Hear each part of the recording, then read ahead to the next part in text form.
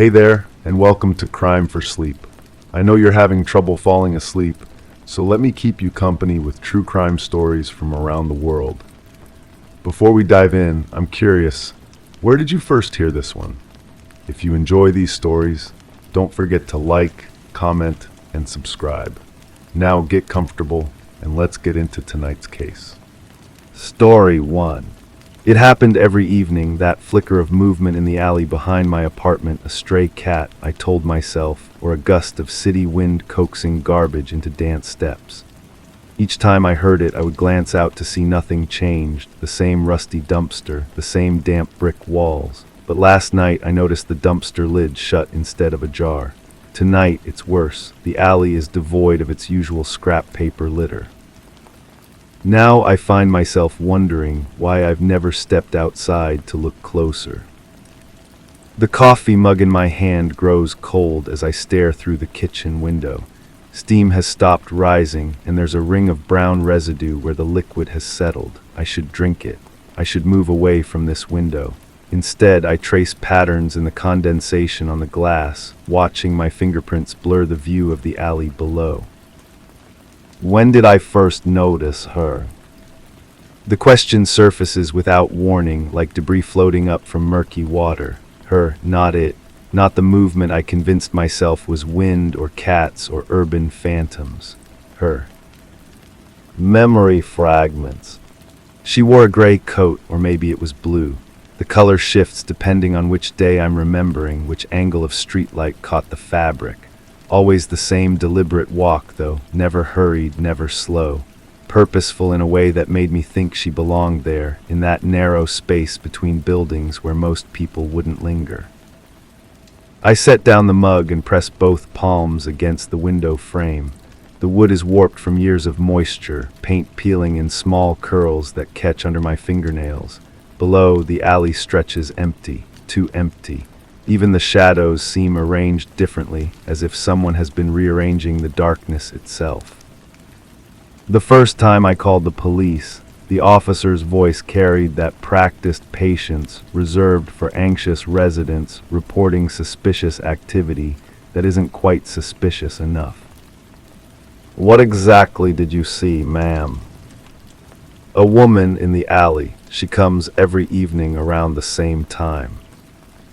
Is she doing anything illegal, trespassing, causing damage? I remember the pause that followed. How do you explain that someone's mere presence feels wrong without sounding paranoid? That the way she moved through that space suggested knowledge of it that seemed impossible, intimate. Well, she shouldn't be there. Walking through an alley isn't a crime. No, but claiming it is unusual. The thought arrives fully formed, startling me. When did I realize she was cleaning? The alley has been growing tidier day by day, cigarette butts disappearing, broken glass swept away. That persistent pile of newspapers that used to accumulate near the fire escape gone. I pull my hands away from the window and notice the imprints they've left. 5 fingers on each side, slightly smudged. For a moment, they look like someone else's hands pressed against the glass from the outside, trying to get in. The notebook sits on my kitchen table, pages filled with observations I don't remember writing in such detail. Tuesday, 7:23 p.m. Gray coat, dark hair pulled back, spent approximately 4 minutes near the north wall. Appeared to be examining something at ground level. Wednesday, 7:19 p.m. Same coat, but hair was down, carried what looked like a small bag, movements more deliberate today. Thursday, no appearance, waited until 8:30 p.m. My handwriting, but the precision feels foreign. I don't wear a watch. How did I know the exact times?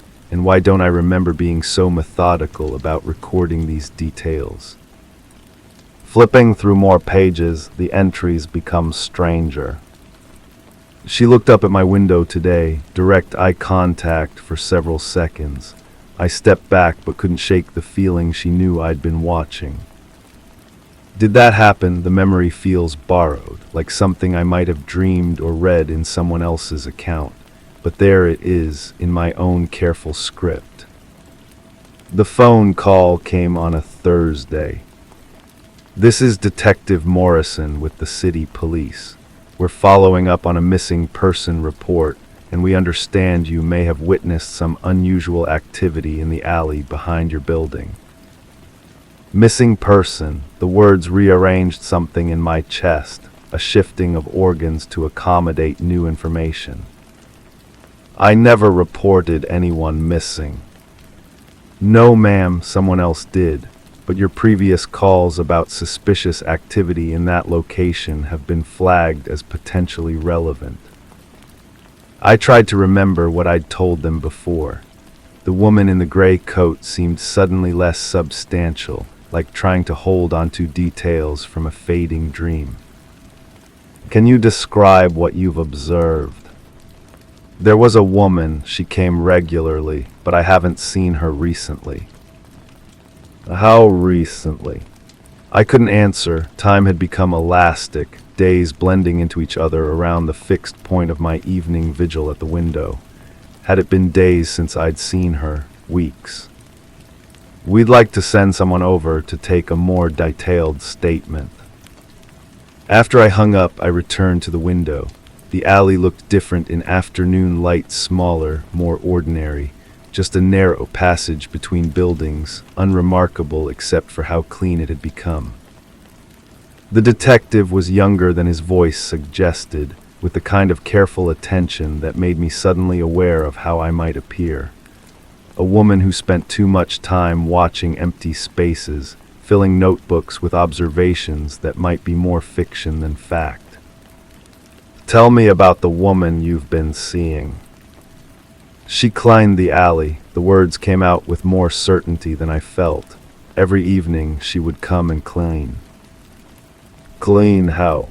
I realized I had never actually seen her cleaning. The alley simply became cleaner during the period when she appeared regularly, but stating that distinction felt like admitting to something I wasn't ready to acknowledge. She carried bags sometimes, and she would spend time near the walls examining things. Did you ever see her face clearly? The question hung between us while I searched my memory for features that remained frustratingly vague. Dark hair, yes, average height, the gray coat that might have been blue, but her face stayed blurred as if she had always been slightly out of focus. Not clearly, no. He wrote something in his notebook, and I wondered if his handwriting was as neat as mine had become in my own records. The missing person is a local resident. She disappeared approximately 2 weeks ago.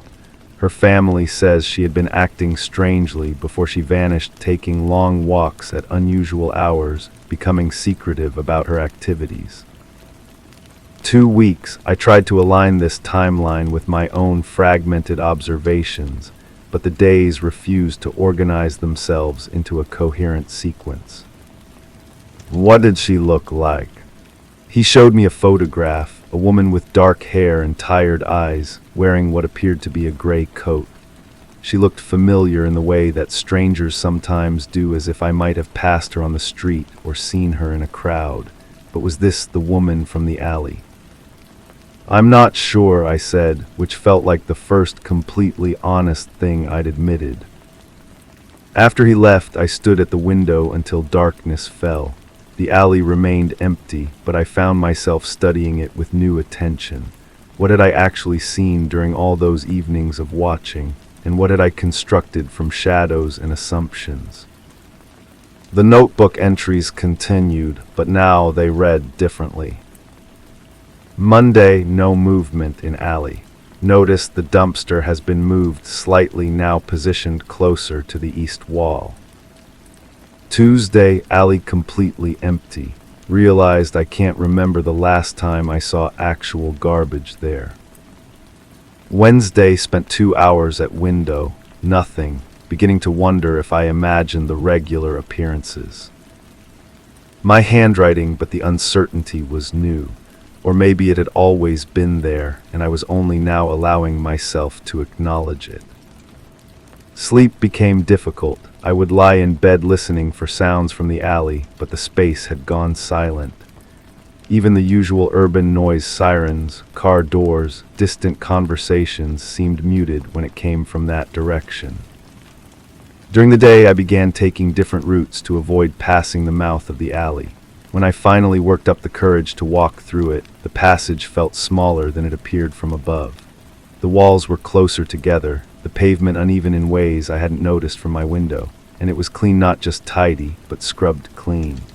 The kind of thorough cleaning that suggested someone had spent considerable time and effort removing all traces of whatever had been there before.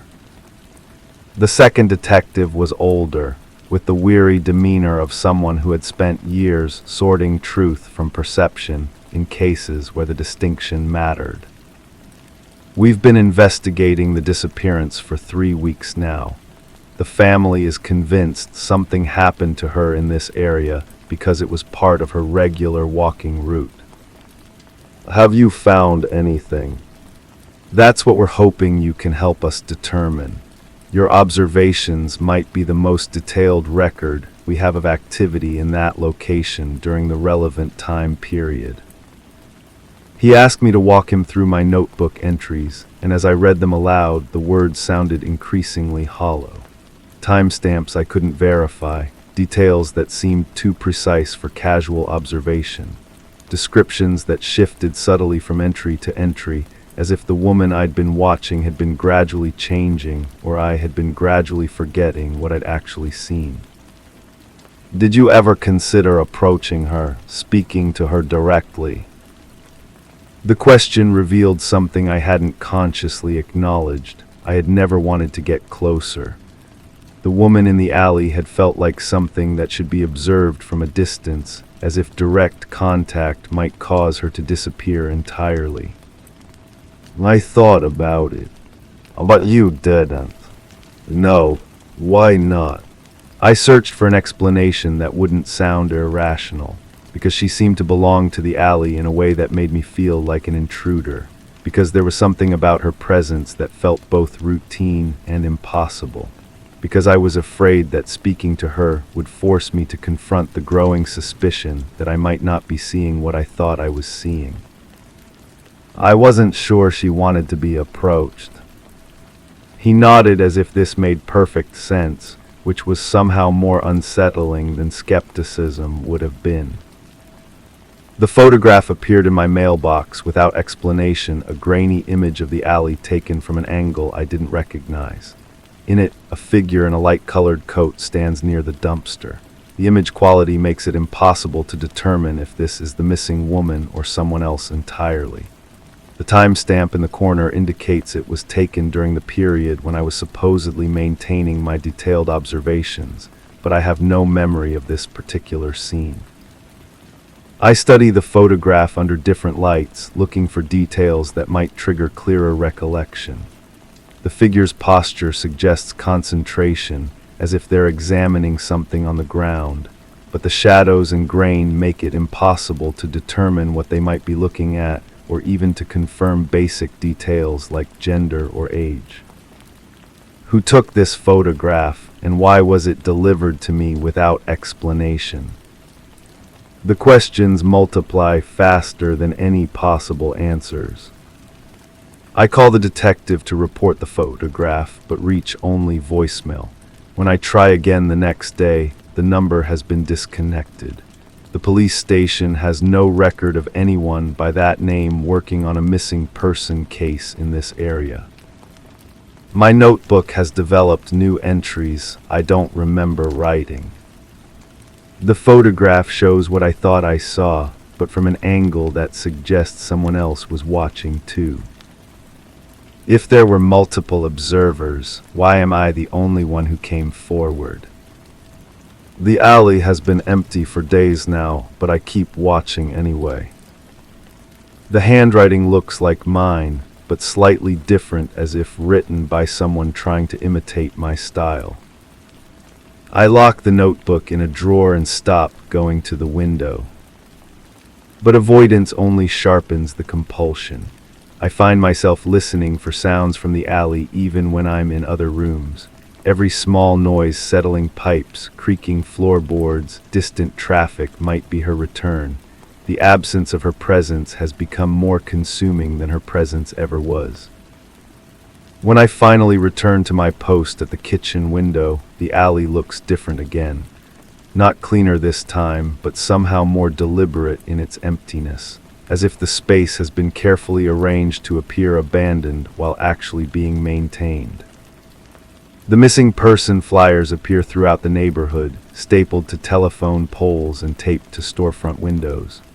The photograph shows the same woman the detective had shown me, but seeing her face repeated on every corner creates a strange doubling effect. She becomes both more real and less real simultaneously, too present to ignore, too multiplied to feel authentic. I study the flyers for details I might have missed, the description of her clothing, her height, her habits.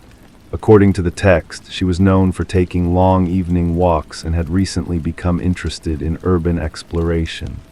The phrase urban exploration strikes me as significant, though I can't articulate why.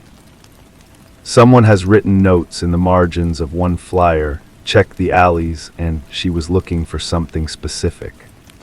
The handwriting is unfamiliar, but the observations feel related to my own experience in ways that make me uncomfortable. I tear down this particular flyer and take it home. The realization comes gradually, like developing film in a darkroom. I have been thinking about this case as if I were trying to solve what happened to the missing woman. But what if the real question is what happened to me during those weeks of observation? My memories of watching the alley have a dreamlike quality that I initially attributed to the hypnotic nature of routine observation. But dreams and memories shouldn't be this difficult to distinguish, and my notebook entries show a level of detail and consistency that seems impossible if I was simply glancing out the window each evening. What if I was the one spending time in the alley? The thought is absurd, but once it surfaces, it explains several inconsistencies. My intimate knowledge of how the space was changing, the precise timing of the observations, the reluctance to approach the woman directly because there was no woman to approach. But this explanation creates new problems. I have no memory of going into the alley. No recollection of cleaning it or spending time examining the walls, and the photograph clearly shows a figure that appears to be someone else. Unless the photograph shows me, and I have been unable to recognize myself because I don't remember being there. I retrieve the photograph and study it again with this possibility in mind. The figure's posture and proportions could match my own. The coat, which I had been thinking of as gray or blue, might actually be the brown jacket I wear for evening walks, appearing different under the alley's lighting conditions. The more I consider this interpretation, the more plausible it becomes, and the more frightening. If I was the woman in the alley, then what happened to my memory of those experiences?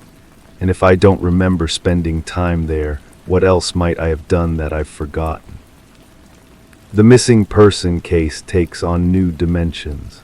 Instead of trying to determine what happened to someone else, I might be trying to reconstruct my own lost time. I search my apartment for evidence of activities I don't remember.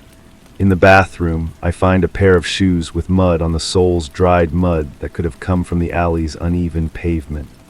In the kitchen, there are cleaning supplies I don't remember purchasing, including industrial-strength products that would be effective for the kind of thorough cleaning the alley received. But these discoveries feel too convenient, as if I'm finding exactly what I expect to find. How can I trust evidence I might have planted for myself to discover? The notebook has acquired a new entry. The investigation has become circular. Every answer generates questions that lead back to the original mystery. Maybe the point isn't to solve what happened, but to accept that some experiences resist clear explanation. This time, I'm certain I didn't write it. I take the notebook to a handwriting expert, but her analysis only deepens the confusion.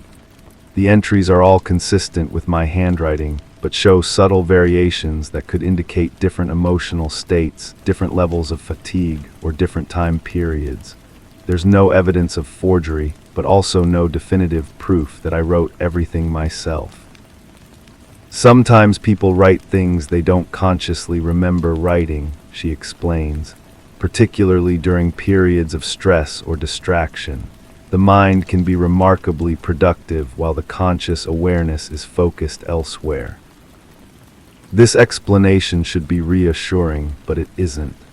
If I can write detailed observations without remembering the act of writing, what else might I be doing without conscious awareness? The alley has remained empty for weeks now, but I continue my evening vigil at the window. The space holds my attention in ways that feel both compulsive and necessary, as if looking away might cause something important to disappear permanently. Tonight, as I watch, a figure appears at the far end of the alley. My first instinct is relief, finally, a resolution to the mystery. But as the figure moves closer, I realize this isn't the woman I had been observing. This is someone different entirely, wearing modern clothes and moving with the casual gait of someone taking a shortcut rather than conducting some mysterious ritual. The figure passes through the alley without pausing, disappearing at the other end. Normal human behavior in a normal urban space. I feel simultaneously disappointed and vindicated. The alley can accommodate ordinary foot traffic, which suggests that my previous observations of unusual activity were genuinely unusual or genuinely imagined. But as I turn away from the window, I notice something that makes me look back. The figure has returned and is now standing directly below my window, looking up. Even from this distance, in the uncertain light, I can see enough to know that I'm looking at my own face. The figure raises one hand in what might be a wave or a warning, then turns and walks away with the same purposeful stride I had attributed to the missing woman. I don't go to the window the next evening or the evening after that, but I know she's there, I'm there, continuing whatever pattern of behavior I established during those lost weeks. The missing person case was never about someone else disappearing. It was about discovering that I had become someone else without realizing it. The notebook's final entry appears without my writing it. Some mysteries solve themselves by becoming unsolvable. The truth isn't what happened, but that happening and remembering don't always occur in the same person. I am both the observer and the observed, the investigator and the evidence. The case remains open because closing it would mean accepting that I am not entirely who I think I am. I close the notebook and place it back in the drawer. Tomorrow I will move to a different apartment, one without a view of any alleys.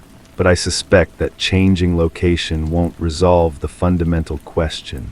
If I can lose weeks of my life without noticing, how can I be certain that the person writing these words is the same person who will read them later? The alley continues its quiet existence below my window, clean and empty and waiting. Sometimes, in my peripheral vision, I catch glimpses of movement there, but I no longer turn to look directly. Some observations are too dangerous to make, and some truths too unstable to examine closely. The case remains open, like a wound that heals around the edges but never quite closes at the center. Story 2. The portrait. The whisper of old wood filled the air as I stepped onto the porch, the scent of damp earth clinging to the morning mist. Inside, the living room lay bathed in the soft glow of an antique lamp, casting long shadows that seemed to dance with stories untold. Everything was as it should be, books aligned on the shelf, a clock ticking rhythmically on the mantel, but the family portraits, now blank canvases, stared back at me with unsettling emptiness.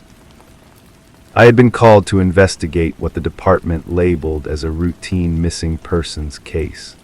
The homeowner, an elderly woman who lived alone, hadn't been seen by her neighbors in several days. Her mail was piling up, and the local grocery store clerk mentioned she'd missed her usual weekly shopping trip. Simple enough, or so I thought. The front door had been unlocked when I arrived, which struck me as odd for someone living in such an isolated area.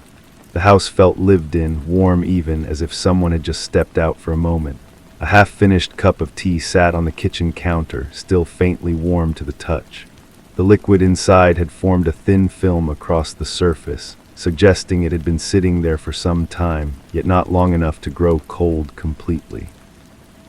As I moved through the house, my footsteps echoing softly on the hardwood floors, I noticed something peculiar about those empty picture frames. They weren't simply missing photographs, the frames contained blank pieces of paper, cut precisely to fit each frame's dimensions. Someone had deliberately removed every family photo and replaced them with these white placeholders. I pulled out my notepad and began documenting what I observed. The house contained no signs of struggle, no overturned furniture, no broken glass. The woman's purse sat neatly on the dining room table, wallet intact with cash and credit cards undisturbed. Her car keys hung on a small hook by the back door, and through the kitchen window I could see her sedan parked in the driveway, undisturbed.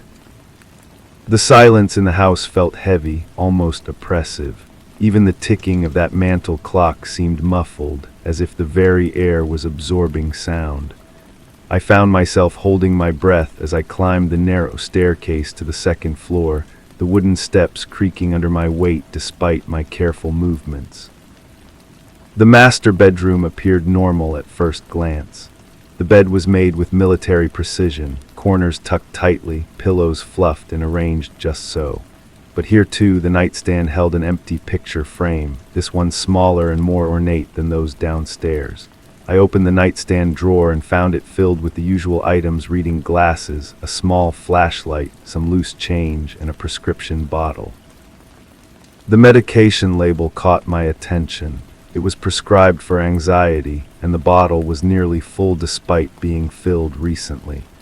If she was taking medication for anxiety, why would she leave her pills behind? I made another note and continued my search. The bathroom yielded more questions. Her toothbrush was dry but not dusty. The shower showed no recent use, yet a towel hung damp on the rack. I touched it gently. It was barely moist, as if someone had used it and it had mostly dried since then. The medicine cabinet contained the usual toiletries, but I noticed something strange. There were gaps on the shelves, rectangular spaces where items had clearly been removed. I returned to the living room and examined those blank frames more closely. Using a small flashlight, I could see tiny holes in the white paper where pushpins or thumbtacks had been inserted. The photos hadn't simply been removed, they had been carefully unpinned and taken away, then replaced with these precise paper cutouts. The kitchen revealed more oddities. The refrigerator was well stocked with fresh food, including milk that wouldn't expire for another week. But when I opened the freezer, I found it completely empty except for a thin layer of frost on the bottom. Someone had cleaned it out recently and thoroughly. I decided to speak with the neighbors, though the nearest house was a considerable walk down a winding dirt road. The neighbor, a middle-aged man who worked from home, seemed genuinely concerned about the missing woman. He described her as punctual and routine-oriented, someone who followed the same schedule every day without fail. She walked her dog every morning at the same time, he told me, his weathered hands gesturing toward the path between their properties. Haven't seen her in 4 days now. That's not like her at all. What about the dog? I asked, suddenly realizing I hadn't encountered any pet or pet supplies in the house. His expression grew puzzled. Come to think of it, I haven't seen the dog either. Little terrier, white with brown spots. She loved that animal more than anything. This new information sent a chill down my spine. I returned to the house and searched more thoroughly for any signs of a pet. No dog bed, no food bowls, no leash hanging by the door. Yet the neighbor insisted she'd owned this dog for years and walked it religiously every morning. I called the local veterinary offices to inquire about the woman and her pet. The receptionist at the closest clinic knew her well and confirmed she brought her dog in regularly for checkups. The last appointment was scheduled for the following week, an appointment the woman had made just days before she disappeared. Back at the house, I sat in her living room as afternoon light filtered through the windows, casting new shadows across those empty frames. I tried to piece together what I knew. A woman vanishes without taking her purse, keys, or anxiety medication. Someone carefully removes every family photograph and cleans out the freezer. Her dog disappears too, but there's no evidence a dog ever lived here. I called the department and requested a forensics team. While waiting for them to arrive, I explored the basement.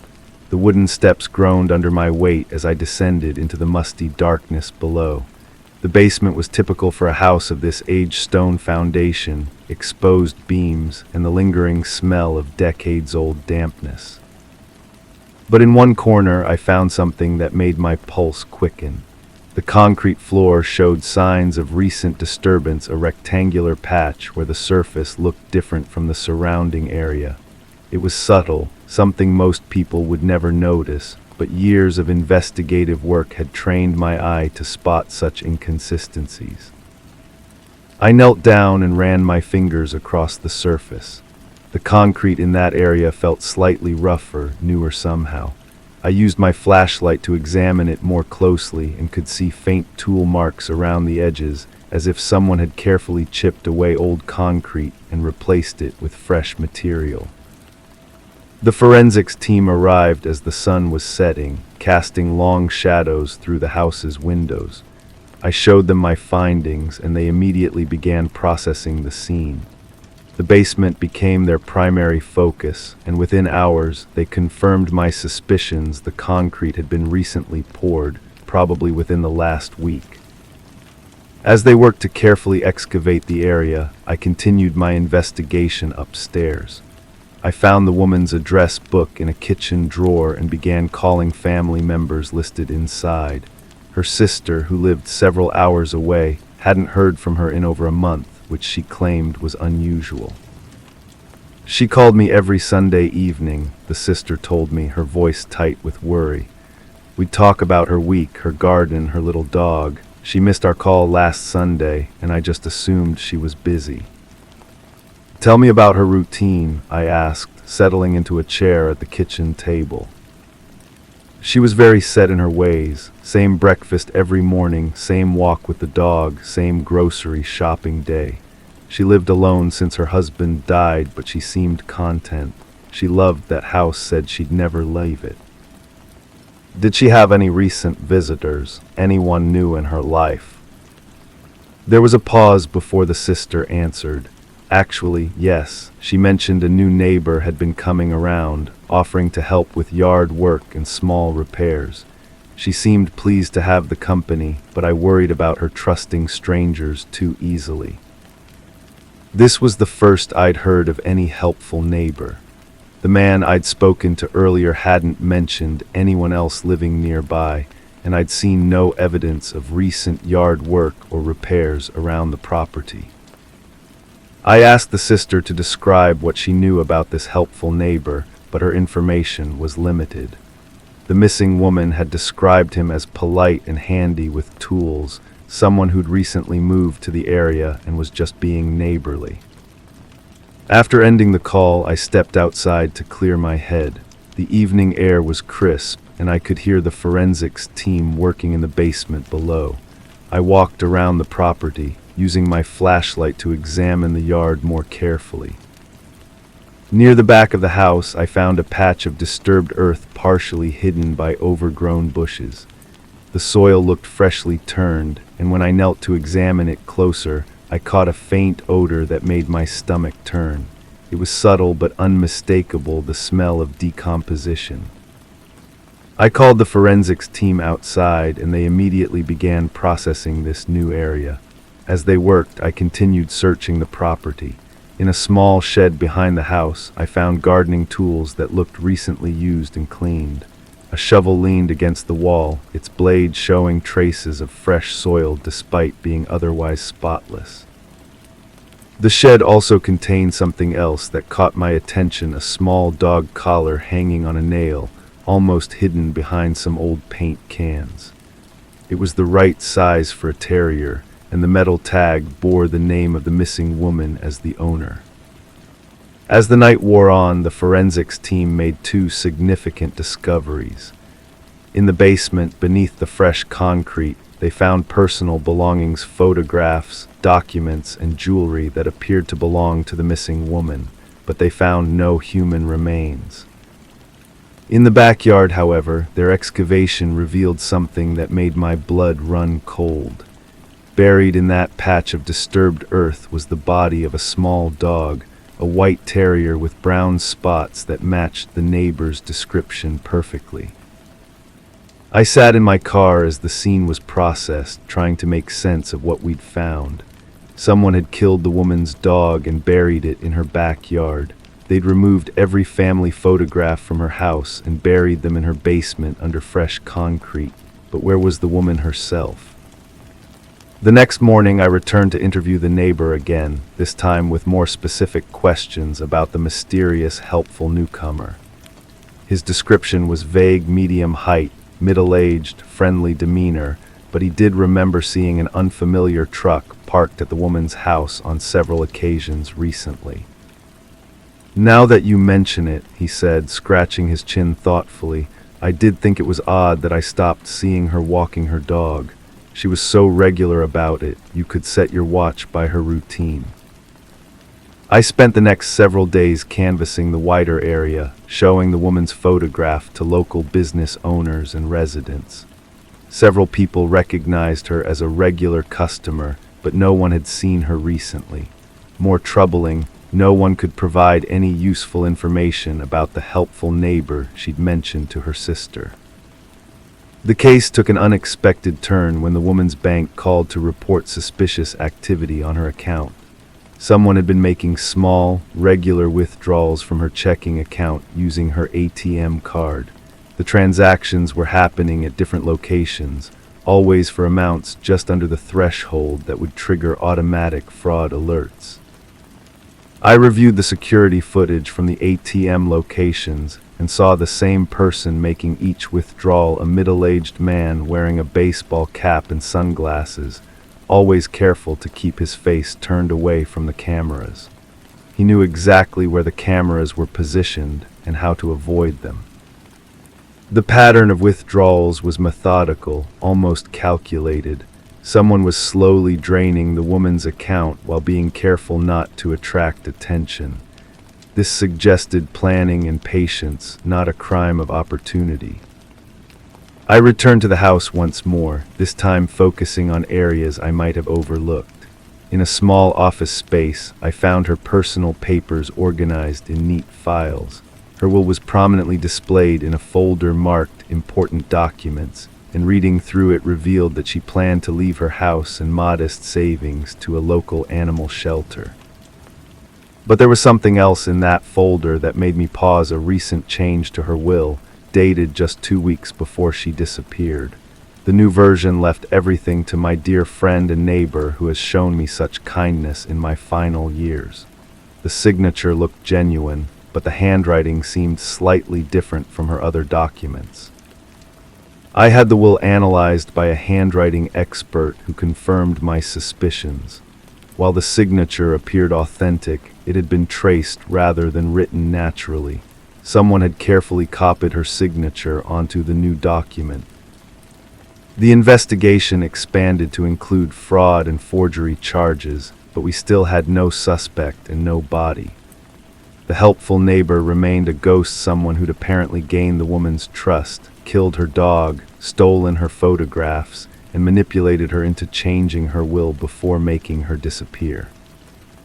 I interviewed the lawyer who'd supposedly witnessed the will change, but he had no record of meeting with the woman recently. The address listed for his office was a vacant building that had been empty for months. Someone had created an elaborate deception using a fake lawyer and forged documents. As weeks passed, the case grew colder. We'd found evidence of planning, manipulation, and likely murder, but the victim's body remained missing, and our suspect was like smoke described by everyone but seen clearly by no one. The house stood empty, those blank picture frames still staring from the walls like vacant eyes.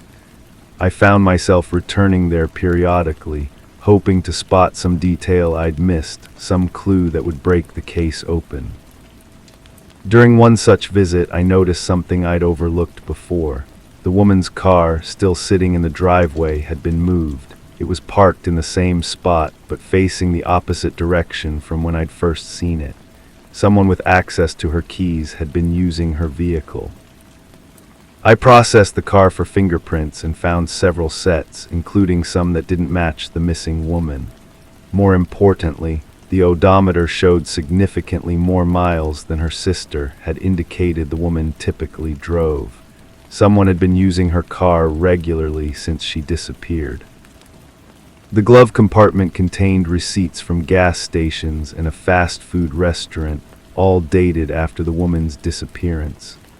The locations formed a pattern, all clustered around a rural area about an hour's drive from the house. I followed this lead to the remote area indicated by the receipts. It was sparsely populated, mostly farmland and wooded areas with few houses scattered along winding back roads. I spent days driving through the area, showing the woman's photograph and asking about any newcomers or suspicious activity. At a small country store, the clerk recognized the photo immediately. "She's been coming in here regularly," he told me. "Always with the same man, middle-aged fellow, real polite, but something about him seemed off." "How so?" I asked, my pulse quickening. "Well, she never spoke. He did all the talking, always stood real close to her, kept his hand on her arm. She looked scared or maybe sick. I thought about asking if she was okay, but he never gave me the chance." The clerk's description of the man matched what little we knew about the mysterious, helpful neighbor. More importantly, he'd seen them together recently within the last few days. I showed the clerk some additional photos, including one of the woman's car, and he confirmed seeing it parked outside his store multiple times. He gave me directions to a property where he'd seen the car turn off the main road, a run-down farmhouse that had been vacant for years. I approached the farmhouse carefully, calling for backup before getting too close. The property was isolated and overgrown, with a long driveway that wound through dense trees. The woman's car was parked behind the house, partially hidden by overgrown bushes. The farmhouse itself was in poor condition, with boarded windows and a sagging porch. But there were signs of recent occupancy, fresh tire tracks in the dirt, and I could see light filtering through gaps in the boards covering the windows. As my backup arrived, we surrounded the property and announced our presence. The response was immediate, the sound of a door slamming somewhere inside the house, followed by the heavy footsteps of someone moving quickly through the interior. We entered the house cautiously and found evidence that someone had been living there recently. Camping equipment was set up in what had once been the living room, along with supplies that could sustain someone for weeks. Most disturbing, we found restraints attached to a chair and evidence that someone had been held against their will. But the house was empty now. Whoever had been there had fled, probably as soon as they saw us approaching. A search of the property revealed a root cellar behind the house, and inside we made the discovery that finally broke the case open. The missing woman was there, alive but in terrible condition. She'd been held captive for weeks, kept barely alive while someone used her car, her ATM card, and her identity. She was dehydrated, malnourished, and traumatized, but she was breathing. As paramedics worked to stabilize her, she managed to whisper a few words that confirmed our suspicions. Her captor was indeed someone who'd presented himself as a helpful neighbor, gaining her trust before revealing his true intentions.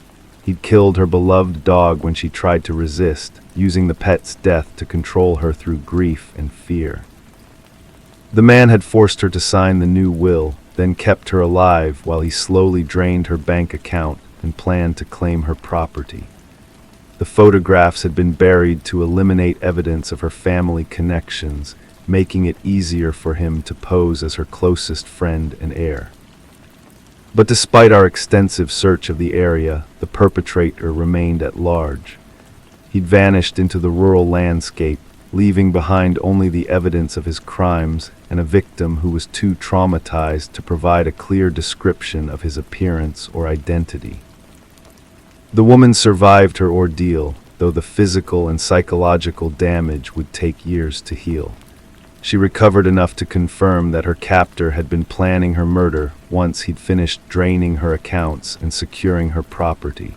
Her dog's death had been both a warning and a preview of her intended fate. The case officially remained open, with an active warrant for a suspect whose true identity we never established. The helpful neighbor persona had been entirely fabricated, complete with fake references and a carefully constructed backstory designed to gain an elderly woman's trust. I still drive by that house sometimes, though the woman has since moved away to live with family members who can provide the care and security she needs. The empty picture frames have been removed, but something about that place still feels haunted by the calculated evil that once walked its halls. The case taught me that monsters don't always announce themselves with violence and chaos.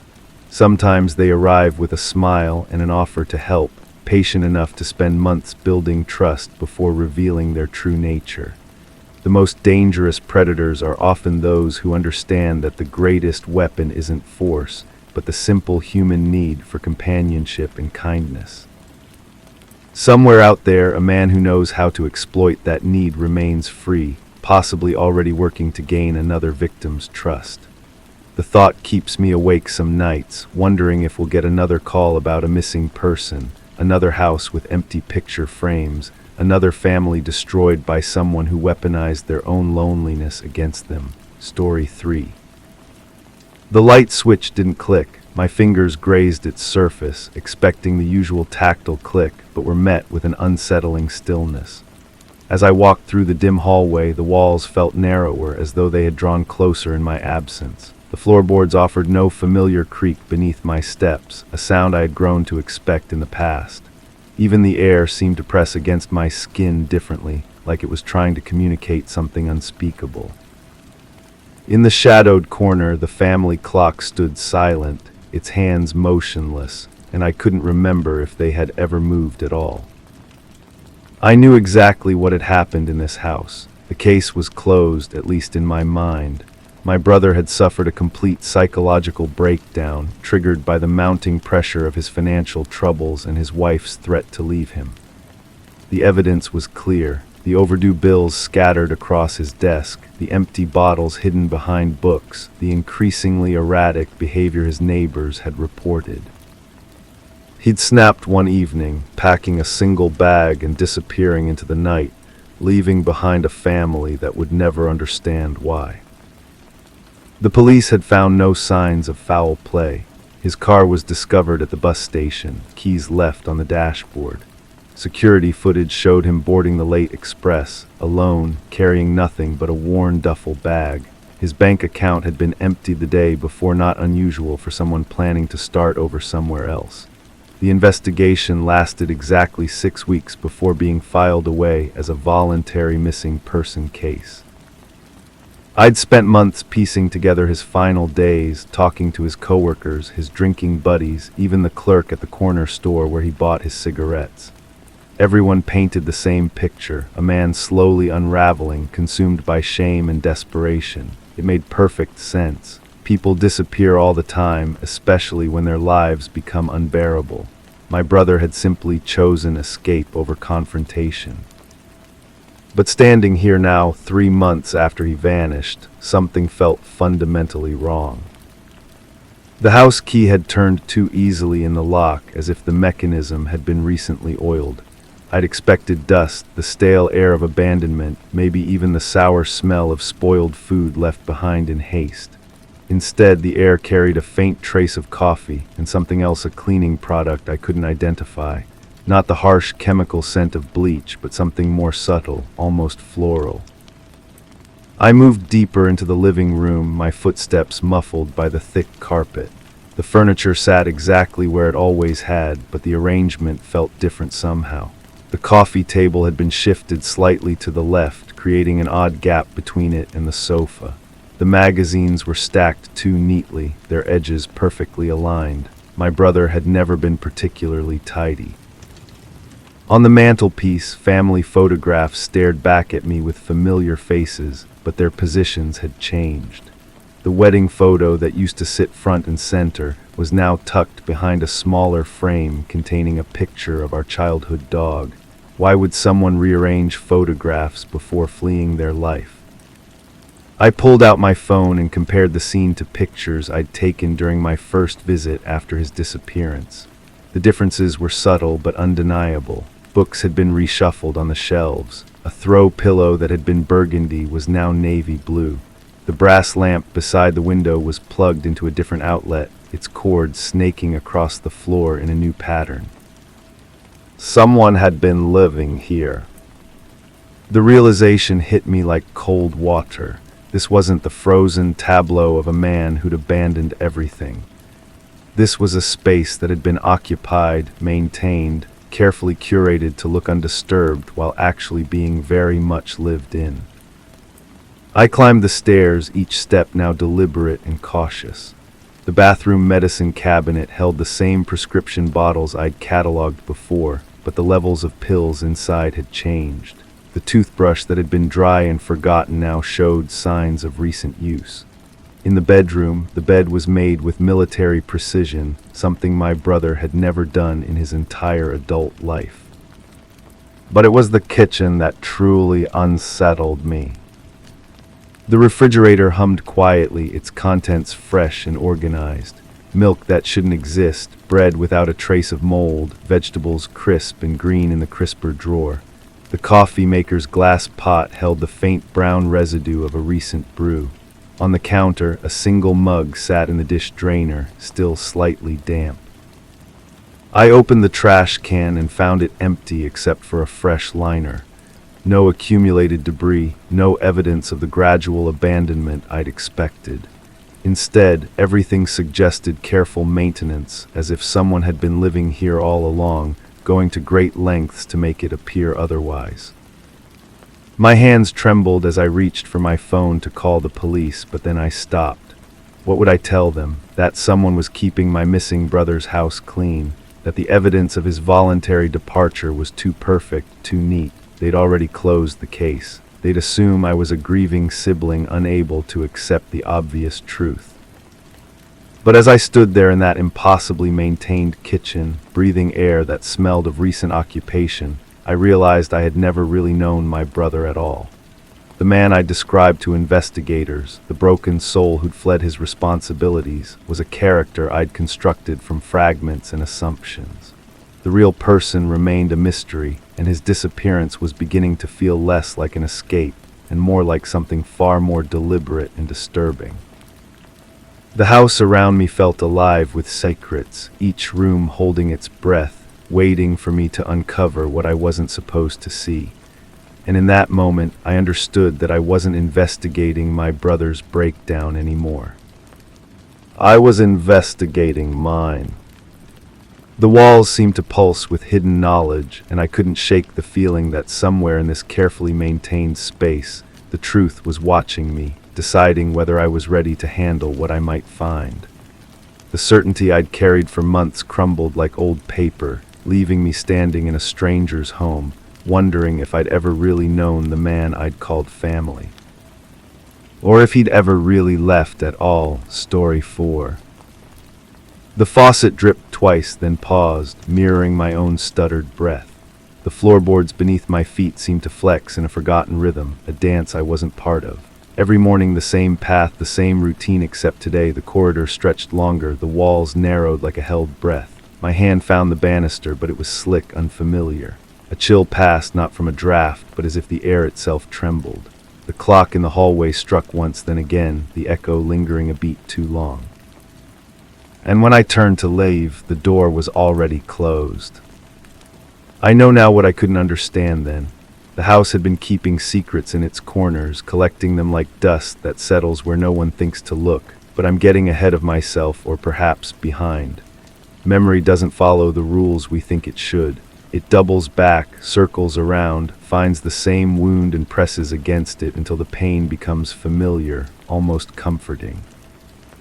The suspicion started somewhere between the third cup of coffee and the sound of footsteps upstairs. Or maybe it was the way the mail had been sorted differently, letters arranged in a pattern that spoke of someone else's hands, someone else's logic. These things accumulate slowly, like sediment in still water. You don't notice until the clarity is gone, until you're looking up through murky layers wondering when the light grew so dim. I found myself studying photographs that had hung on the same wall for months, maybe longer. Faces I thought I knew seemed to wear different expressions depending on the angle of afternoon light. A smile that had once appeared warm now looked calculated. Eyes that had seemed direct now appeared to be looking past me, toward something I couldn't see. But photographs lie, don't they? Or perhaps they tell too much truth, capturing moments we were never meant to freeze and examine. The kitchen window faced west, and every evening I would stand there watching the sun disappear behind the neighbor's fence. The ritual had become automatic until the evening I noticed the curtains in the house across the street moving in a pattern that seemed too deliberate for wind. A shadow would pass, pause, pass again, always at the same time, always in the same rhythm. I began timing my own movements to avoid that window, though I couldn't say why. Sleep became elusive, not because of noise, but because of its absence. The house had always settled at night, creaking and sighing as old houses do, but now it held its breath, waiting. I would lie in bed listening for sounds that didn't come, for footsteps that remained silent, for doors that refused to close completely. The silence pressed against my eardrums until I wondered if I was losing my hearing, or if the world had simply decided to withhold its usual symphony. The basement door had always stuck slightly, requiring an extra push to close properly. I had grown accustomed to the resistance, the way the wood would catch against the frame before giving way. But one morning it swung shut with perfect ease, as if someone had oiled the hinges while I slept. Small changes, barely noticeable, but they accumulated like evidence in a case I didn't understand I was building. I started keeping a journal, though I told myself it was for other reasons. Shopping lists became longer, more detailed. Appointments were written and rewritten in different ink, different handwriting that looked almost but not quite like my own. The pages filled with observations that seemed important at the time but made little sense when I read them back. Notes about the mailman's schedule, the pattern of car doors slamming in the distance, the way shadows fell across the kitchen table at different hours. The telephone rang at unusual times, calls that ended before I could answer. When I picked up quickly enough, I heard only breathing that might have been my own echo, or might have been someone listening as carefully as I was. The dial tone that followed seemed to last longer than it should, humming in frequencies that made my teeth ache. Memory plays tricks when you're looking for patterns. I began to remember conversations differently, words that had seemed innocent now carrying weight they hadn't before. A casual comment about my schedule became evidence of surveillance. A friendly inquiry about my habits transformed into interrogation. But memory is unreliable, especially when it's been handled too much, examined from every angle until the original shape is lost.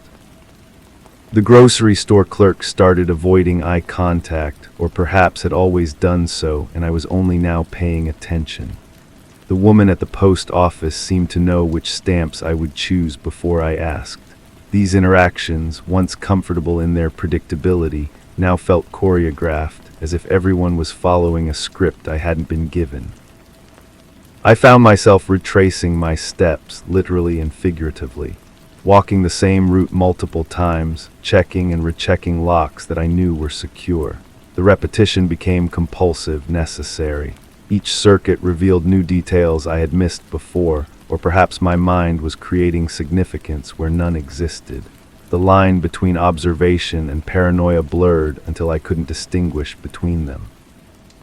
The attic ladder had been pulled down, though I couldn't remember climbing up there recently. Dust patterns on the floor told stories I couldn't decipher, footprints that might have been mine overlapping with others that definitely weren't. Or perhaps they were all mine, made at different times in different states of mind, until even my own presence became questionable. Weather patterns seemed to align with my moods in ways that felt too convenient to be coincidental. Rain when I felt watched, sunshine when I managed moments of clarity. But correlation isn't causation, and I knew better than to assign meaning to meteorology. Still, the timing felt deliberate, as if someone else was orchestrating not just events but the atmosphere itself. The mailbox key stuck more often, requiring multiple attempts to open. Letters arrived already opened or sealed so perfectly that the original tampering became invisible. Bills were paid that I didn't remember paying, appointments scheduled in handwriting that looked like mine but felt foreign. My own signature began to look unfamiliar, as if I was forging my own identity. Neighbors I had known for seasons suddenly seemed like strangers wearing familiar faces. Their greetings carried undertones I hadn't noticed before, questions disguised as pleasantries. The woman next door asked about my sister's visit, though I have no sister. The man across the street mentioned seeing my car in places I hadn't been. These conversations lingered in my mind, growing more significant with each replay. The house itself seemed to shift when I wasn't looking directly at it. Rooms felt smaller or larger depending on my state of mind. Furniture appeared to have been moved slightly, just enough to disrupt muscle memory, to make me question my own spatial awareness. The familiar became foreign, and the foreign became a new kind of familiar that I couldn't trust.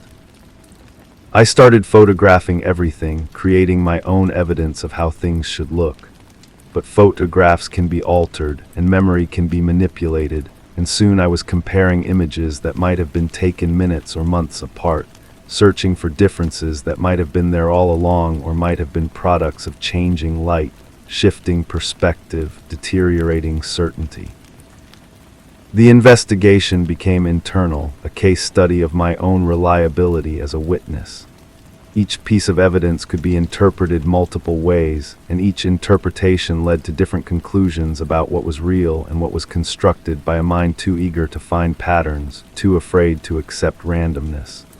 The truth became not what happened, but how I perceived what happened, and whether that perception could be trusted.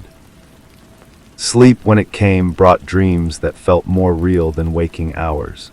Conversations with people I recognized but couldn't name, in places that seemed familiar but couldn't be located on any map. These dreams had the texture of memory, the weight of experience, until I wondered if I was remembering dreams or dreaming memories. The circle completed itself slowly, so gradually that I didn't notice until I was back where I started, standing in the same corridor, following the same routine, listening to the same sounds that might have been there all along. The faucet still dripped twice before pausing. The floorboard still flexed beneath my feet in that forgotten rhythm. But now I understood that the dance had always included me, that I had been part of the pattern without knowing it. The banister remained slick under my palm, but familiar now in its strangeness.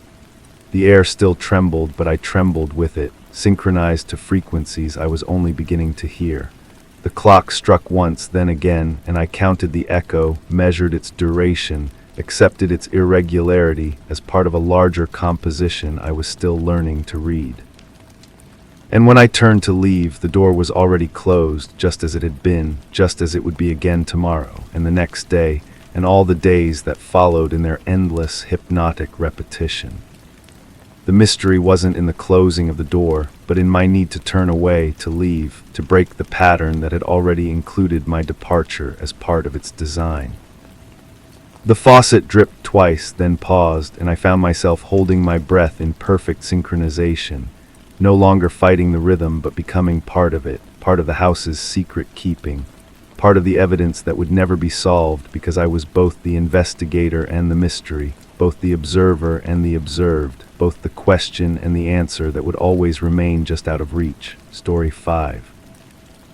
I had just placed the stone back down. Its cool surface had warmed in my palm, leaving a faint imprint on my skin that tingled slightly in the evening air.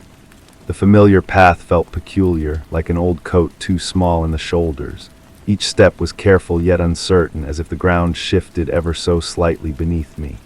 The wind carried a scent of earth, freshly disturbed, but my breathing remained shallow, tinged with an unfamiliar tension. It was then, in the stillness, that I realized the usual rustle of leaves had fallen silent. Something felt different, as if the air itself held its breath, waiting for something to happen. But perhaps it had always been waiting. Perhaps I had simply never noticed before she disappeared. The detective's words circle back to me now, the way water circles a drain. Slow at first, then faster, pulling everything down into darkness. He had asked about the stone, about why I kept returning to this place. I told him it helped me think, helped me remember. What I didn't tell him was how the remembering had become its own kind of torment, each detail sharp as broken glass against my thoughts. She used to walk this path with me. Her footsteps were lighter than mine, barely disturbing the fallen leaves. I can still hear the soft crunch of her shoes on autumn mornings, the way she would pause to examine interesting rocks or unusual tree bark. She collected things, small treasures that meant nothing to anyone else but held entire worlds for her. A blue bottle cap, a feather from a bird she couldn't identify. That stone, the one that now sits heavy in my pocket again. The first time I noticed something wrong, she was standing exactly where I stand now. Her back was to me, shoulders rigid with an attention I had never seen before. When I called her name, she turned slowly, as if emerging from deep water. Her eyes held a question I couldn't answer, a fear I didn't understand. She was holding the stone then too, rolling it between her fingers the way she did when she was nervous. I should have asked her what she was thinking about. I should have pressed when she said it was nothing, just a feeling. Instead, I let her silence settle between us like dust on an unused shelf. Now that silence has weight, substance. It follows me through these woods, whispers in the spaces between my heartbeats. The police found her car 3 miles from here, keys still in the ignition, driver's door ajar. No signs of struggle, they said, no indication of foul play. People don't just vanish, I wanted to tell them, but the words felt hollow even in my own mouth, because sometimes they do. Sometimes they step off the edge of the world and leave only questions behind. I've walked every inch of these woods. I know where the old logging road curves toward the creek, where the deer paths branch and reconnect, where the ground stays soft even after dry spells. I've looked behind every fallen log, under every overhang of rock. I've called her name until my voice gave out, until the echo sounded foreign and desperate. The stone feels warm again in my hand. I don't remember taking it from my pocket, but here it is, familiar weight against my palm. She found it near the creek, she told me once, said it looked like it had been waiting for her, smooth and dark among the rough river rocks. She laughed when she said it, but there was something in her voice, something that made me look at her twice. That detective keeps calling. He wants to know if I've remembered anything new, any detail that might help. What I can't explain to him is that I remember everything and nothing. I remember the exact shade of her lipstick that last morning, the way she hummed while making coffee, the particular tilt of her head when she was listening to something I couldn't hear, but I can't remember what she was listening for. The woods have changed since she's been gone. The shadows fall differently, the birds call with different voices, or maybe I'm the one who's changed. Maybe grief rewrites the landscape, makes familiar places foreign. The path beneath my feet feels uncertain now, as if it might lead somewhere I've never been, somewhere I'm not sure I want to go. I think about that morning often, how she stood at the kitchen window longer than usual, coffee growing cold in her hands, how she asked me if I believed in premonitions, in knowing things before they happen. I laughed and said she'd been watching too many mystery shows. She smiled, but it didn't reach her eyes. She set down her coffee and kissed my cheek, her lips cool and soft. Then she was gone. The detective thinks I know more than I'm telling him. I can see it in the way he watches me, the careful spacing of his questions. He's not wrong exactly. I do know things I can't explain, can't put into words that make sense. I know the sound the wind makes through these particular trees on nights when sleep won't come. I know the exact spot where she always paused to retie her shoelaces, even though they were never really loose. I know the weight of absence, how it settles in your chest like water in your lungs. Sometimes I think I see her, a flash of movement in my peripheral vision, the suggestion of a familiar silhouette against the tree line. But when I turn, there's only empty air and the patient watching of the woods. The rational part of my mind says it's grief playing tricks, memory superimposed on landscape. The other part, the part that grows stronger each time I return here, wonders if she's trying to tell me something. The stone has grown warm again. I roll it between my fingers the way she used to, searching for answers in its smooth surface. It tells me nothing and everything. It speaks in a language I'm only beginning to understand, a vocabulary of loss and longing and questions that have no answers. Her sister came by last week. She wanted to know if I was taking care of myself, if I was seeing anyone, if I was ready to move on. Move on. As if grief were a location you could leave behind, a house you could simply walk away from. I told her I was fine, that I was healing, that time was helping. All lies but comfortable ones. The truth is that I don't want to move on. Moving on feels like betrayal, like abandoning her to whatever darkness took her. The police have other cases now, fresher mysteries that haven't had time to grow cold. Her disappearance has been filed away, categorized, forgotten by everyone except me. I understand their logic. Without evidence, without leads, there's only so much they can do. But understanding doesn't make it easier. It doesn't fill the space she left behind or answer the questions that multiply like shadows at dusk. I've started coming here at different times, hoping to see what she saw, to understand what drew her back to this place again and again. Dawn brings a different quality of light, softer and more forgiving. Midday is harsh, revealing, showing every broken branch and disturbed patch of earth. But evening is when the woods come alive with possibilities. When shadows lengthen and sounds carry further and the boundary between what is and what might be grows thin. The stone fits perfectly in the hollow of my palm, as if it were made for holding, for carrying, for keeping close. I wonder if she felt this same connection, this sense of the stone as anchor and compass both. I wonder if she knew somehow that I would need it after she was gone, that I would need something solid to hold on to when everything else felt like shifting sand.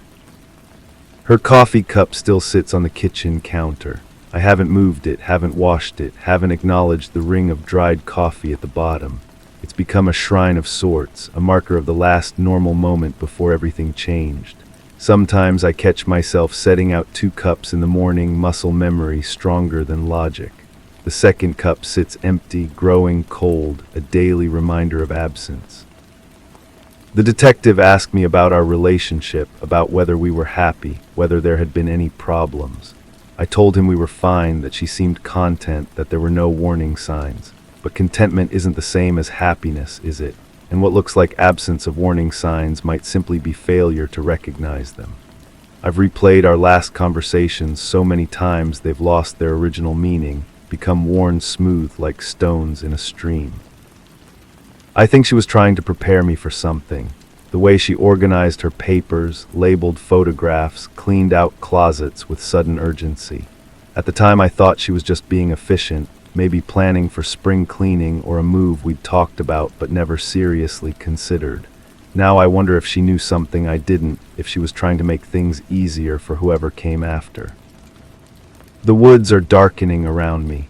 The path home winds through familiar territory, but even familiar places can become foreign in the right light or wrong light. I've learned not to trust my perceptions completely, not to assume that what I see is what's really there. Grief distorts things, bends reality like heat waves rising from summer pavement. The stone pulses warm against my palm, or maybe that's just my imagination, my need for connection manifesting as sensation. I've carried it with me for weeks now, this last gift from her to me, this fragment of something larger that I can't quite grasp. It's become a talisman, a worry stone, a prayer bead in a religion I don't understand but find myself practicing nonetheless. Her scent still clings to the pillows, faint but unmistakable. I've stopped washing the sheets, afraid of losing even that tenuous connection. The rational part of my mind knows this isn't healthy, knows I'm building a shrine to absence. But rational thought feels like luxury I can't afford right now. Right now, I need the comfort of ritual, the structure of routine, the solid weight of the stone in my pocket. The detective's card sits on my desk, edges worn from handling. I've called the number more times than I care to admit, always hanging up before anyone answers. What would I say? That I dream about her nightly, that she seems to be trying to tell me something I can't quite hear. That the woods feel different now, charged with possibility and dread in equal measure.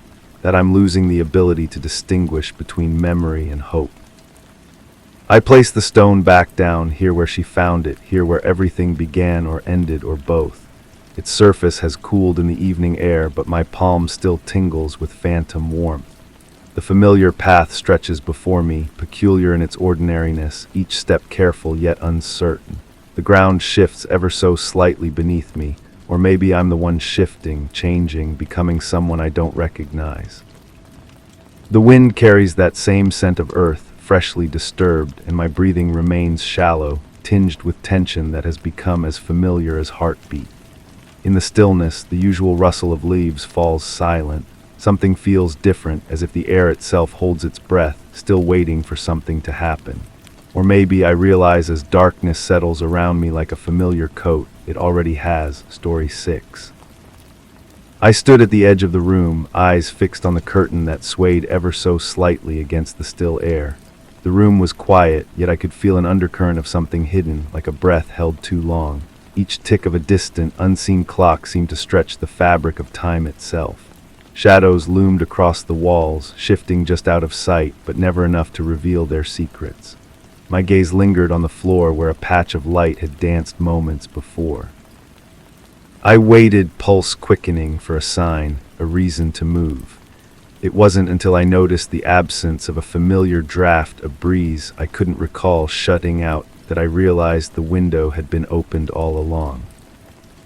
The window, always the window. I circle back to it now because that's where it all began, though I couldn't have known it then. The glass pane had been my anchor, my constant companion during those long afternoons when the house felt too large and too empty.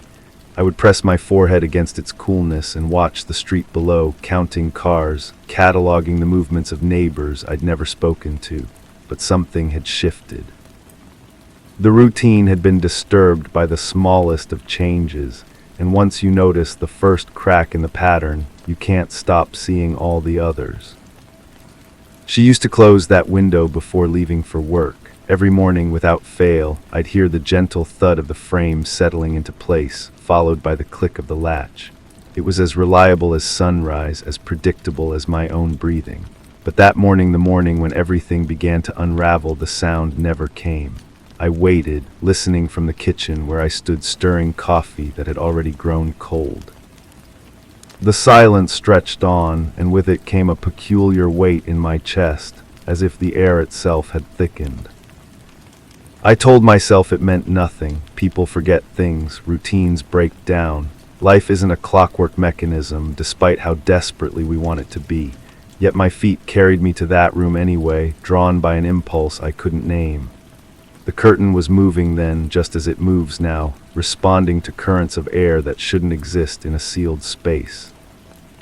I reached for the window frame and found it unlocked, slightly ajar, letting in the morning breeze along with something else, a feeling of exposure, of vulnerability that made my skin prickle. The phone call came 3 days later. Her voice on the other end of the line sounded different, smaller somehow, as if she were speaking from a great distance. She apologized for not calling sooner, explained that she'd been busy, that work had been overwhelming.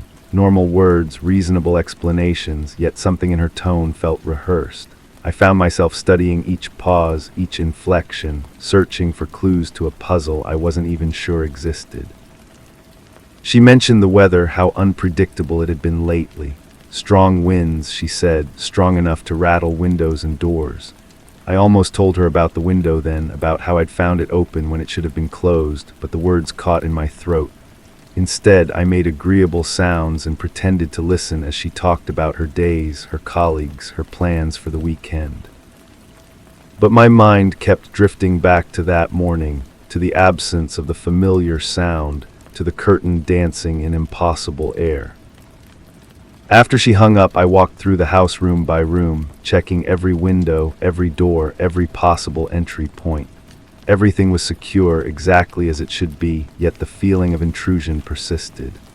I began to notice other small discrepancies. A book moved slightly on its shelf, a chair angled differently than I remembered, the faint scent of unfamiliar soap lingering in the bathroom. Each discovery felt both significant and meaningless, like pieces of a jigsaw puzzle that might not even belong to the same picture. The photographs were what convinced me I wasn't imagining things. I'd been going through old albums, trying to distract myself from the growing unease, when I came across pictures from the previous summer. There she was, smiling at the camera, but something about her expression seemed forced, theatrical. I studied her eyes, looking for signs of the warmth I remembered, but found only a careful blankness, as if she were performing the role of happiness rather than feeling it. I began to examine other photos with the same intensity, working backward through months and seasons, searching for the moment when that genuine spark had disappeared. The deeper I went, the more convinced I became that there had been signs all along, subtle shifts in posture and expression that I'd been too trusting to recognize. Or perhaps I'd seen them but chosen to look away, to preserve the comfortable fiction that everything was exactly as it appeared. Sleep became elusive. I would lie awake listening to the house settle around me, cataloging every creak and whisper, every sound that might indicate an unwelcome presence. The window in that room became a focal point of my anxiety. I would check it multiple times each night, ensuring it was properly closed and locked, yet somehow I always found reasons to doubt my own actions. Had I really secured the latch? Was that shadow in the corner different from before? The questions multiplied like cells dividing, each spawning new uncertainties. I started keeping a journal, documenting every anomaly, every deviation from the expected pattern. The entries began simply enough: window found open, phone call at unusual time, strange smell in hallway, but gradually became more detailed, more obsessive. I recorded the exact position of objects, the precise timing of sounds, the specific quality of light at different hours. The notebook filled quickly, becoming a testament to my growing conviction that someone was orchestrating these disturbances, manipulating my environment with surgical precision. But who and why? The rational part of my mind insisted there had to be a logical explanation. Perhaps I was the one moving things, forgetting in the haze of sleepless nights and mounting paranoia. Perhaps the stress of her absence was manifesting in ways I couldn't recognize. Yet the evidence continued to accumulate, each incident more unsettling than the last. The key appeared on a Tuesday. I found it on the kitchen counter, small and brass, unlike any key I recognized. It wasn't there when I'd made breakfast, I was certain of that, yet there it sat beside the coffee maker as if it had always belonged. I picked it up, feeling its weight, examining its unfamiliar teeth and worn edges. Somewhere in the house, there was a lock this key would open, but I had no idea where to look. I tried every door, every drawer, every cabinet, but nothing yielded. The key seemed to mock me with its purposelessness, its refusal to reveal its function. I placed it in a small dish by the phone, where I could see it throughout the day, a constant reminder of how little I understood about my own home, my own life. Her next call came while I was staring at that key. She sounded more relaxed this time, almost cheerful, and spoke at length about a colleague who'd been helping her with a difficult project. The way she said his name with a slight emphasis, a barely perceptible warmth, made something cold settle in my stomach. I asked casual questions, trying to learn more without seeming intrusive, but she deflected with practiced ease, steering the conversation towards safer topics. After we hung up, I sat in the growing darkness, the key glinting in the lamplight like a small accusation. The pieces were starting to form a pattern, though I wasn't sure I wanted to see it clearly. The open window, the changed routines, the mysterious key, the colleague whose name she spoke with such careful affection, it all pointed toward a truth I'd been desperately trying to avoid. I began to research him, this colleague whose existence had suddenly become so important. Through social media and professional networks, I constructed a picture of someone charming and successful, someone who worked closely with her on projects that seemed to require long hours and frequent collaboration. In the photos I found, he had the kind of easy confidence that I'd once possessed but had somehow lost along the way. The investigation consumed me. I mapped out their professional relationship, tracked their public interactions, analyzed every comment and connection for signs of something deeper. The evidence was circumstantial but compelling: too many shared interests, too many convenient coincidences, too many opportunities for the kind of intimacy that grows slowly in office spaces and conference rooms. I confronted her during her next call, though confronted is perhaps too strong a word. I mentioned him casually, dropped his name into conversation like a stone into still water, then watched the ripples spread through her response. The pause was too long, her laugh too bright, her explanation too detailed. She was trying too hard to sound natural, and in doing so, revealed everything I'd feared to know. The argument that followed was conducted in careful, measured tones, each of us trying to maintain the pretense of civilized discussion even as we dismantled everything we'd built together. She denied everything, of course, claimed I was imagining things, seeing patterns where none existed. But I could hear the guilt in her voice, the relief of someone finally caught after months of careful deception. She didn't come home that night or the next. The house felt different without her, larger and smaller simultaneously, as if the walls had shifted to accommodate the absence. I found myself returning again and again to that room, to the window that had started it all, trying to understand what I'd missed, what signs I'd failed to recognize. The key still sat by the phone, its purpose still unknown. I'd given up trying to find its lock, accepting it as another mystery in a situation full of them. Perhaps it had never been meant for anything in this house. Perhaps it was simply a message, a symbol of all the doors that had been closed to me without my knowledge. She came for her things while I was out, taking only what she needed, leaving behind the larger furniture and shared possessions that would have been too difficult to divide. I found a note on the kitchen counter, brief and apologetic, explaining nothing and everything. She was sorry, she wrote. She hadn't meant for it to happen this way. She hoped I would understand, given time.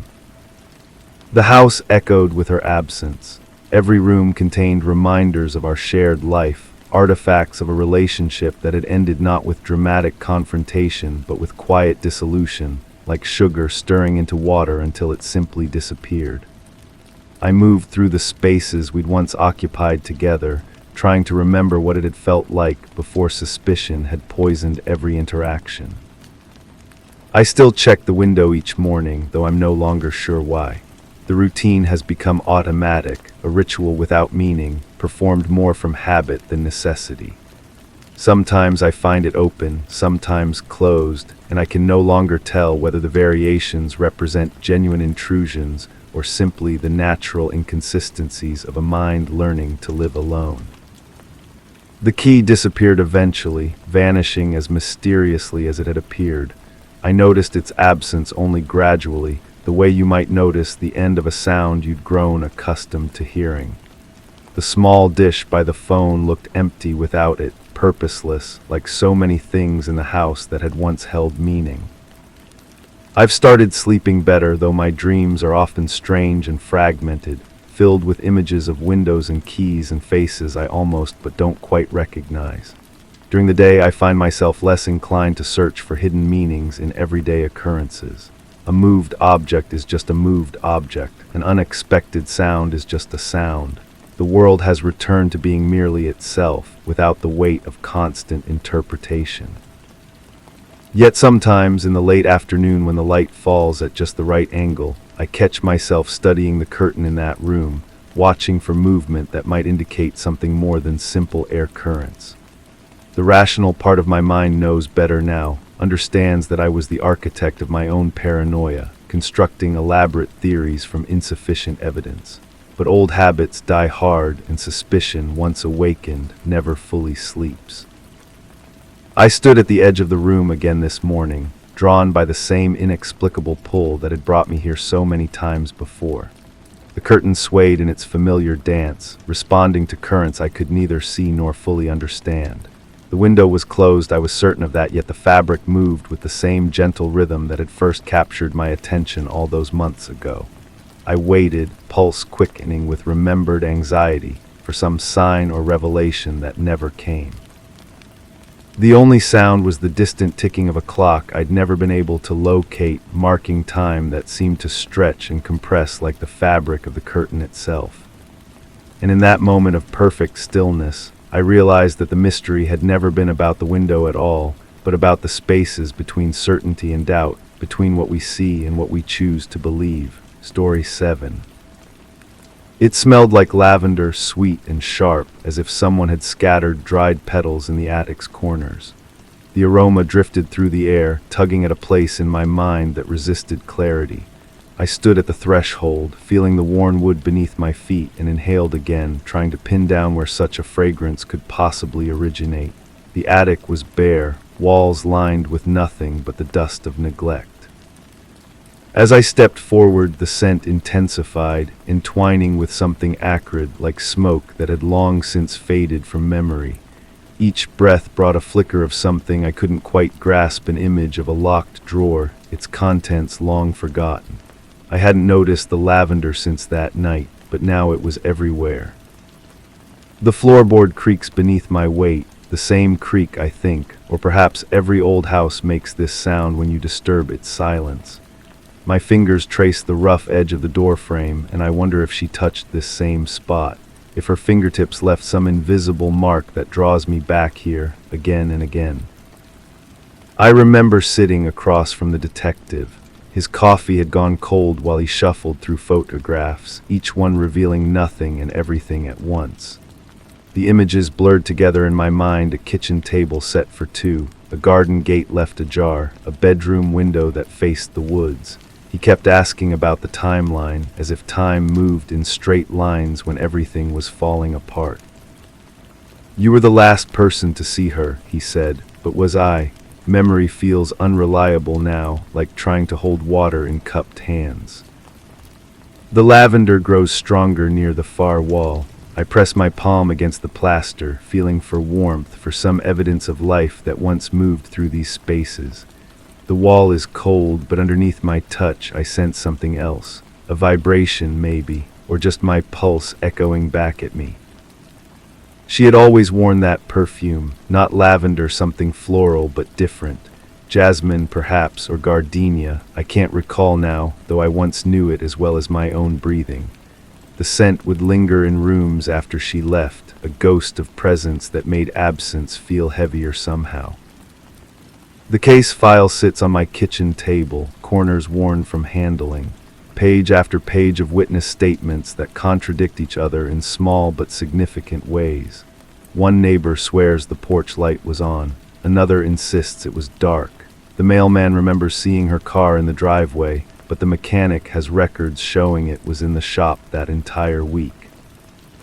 I flipped through the pages, searching for something I might have missed, a detail that would make everything else fall into place. But the more I read, the more the facts seemed to shift and blur, like looking at something through water. She seemed distracted lately, her sister had told the police, like she was carrying some secret that was too heavy for her. But when I spoke with the sister myself, months later, her story had changed. She was happy, she insisted, eyes avoiding mine. Happier than she'd been in years. That's what made it so strange.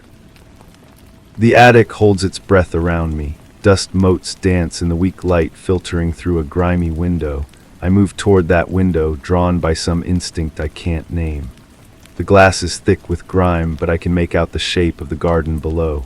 Overgrown now, wild with neglect, but I remember when it was carefully tended, each plant in its designated place. She had kept a journal, the The police found it in her bedroom, pages filled with ordinary observations about weather and grocery lists and television shows. Nothing that suggested trouble, nothing that hinted at the darkness that must have been gathering around her. But there were gaps, days missing from the record, as if she had deliberately avoided putting certain experiences into words. The detective called them insignificant lapses. I called them screams of silence. My reflection stares back from the dirty window, superimposed over the garden below. For a moment I see two faces, mine and hers, overlapping in the glass.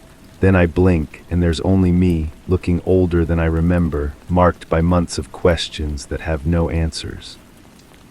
The drawer had been locked, they told me. The small one in her writing desk, the kind where people keep love letters or important documents. When they finally forced it open, they found it empty except for a single pressed flower, lavender, dried and brittle between sheets of tissue paper. I had never seen her pick lavender, never seen her press flowers or keep sentimental tokens. She was practical, unsentimental about such things. Dead flowers are just dead, she used to say when I brought her bouquets. I prefer them alive.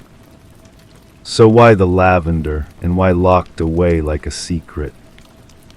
The scent seems to follow me as I move through the attic. I check the corners, looking for sachets or potpourri, some logical source for the fragrance. But there's nothing, just bare wood and accumulated dust and the persistent smell of something that shouldn't be there. I remember the last conversation we had, standing in her kitchen while she made tea, steam rising from the kettle like small ghosts. She was telling me about a book she'd been reading, something about parallel lives and the choices that define us.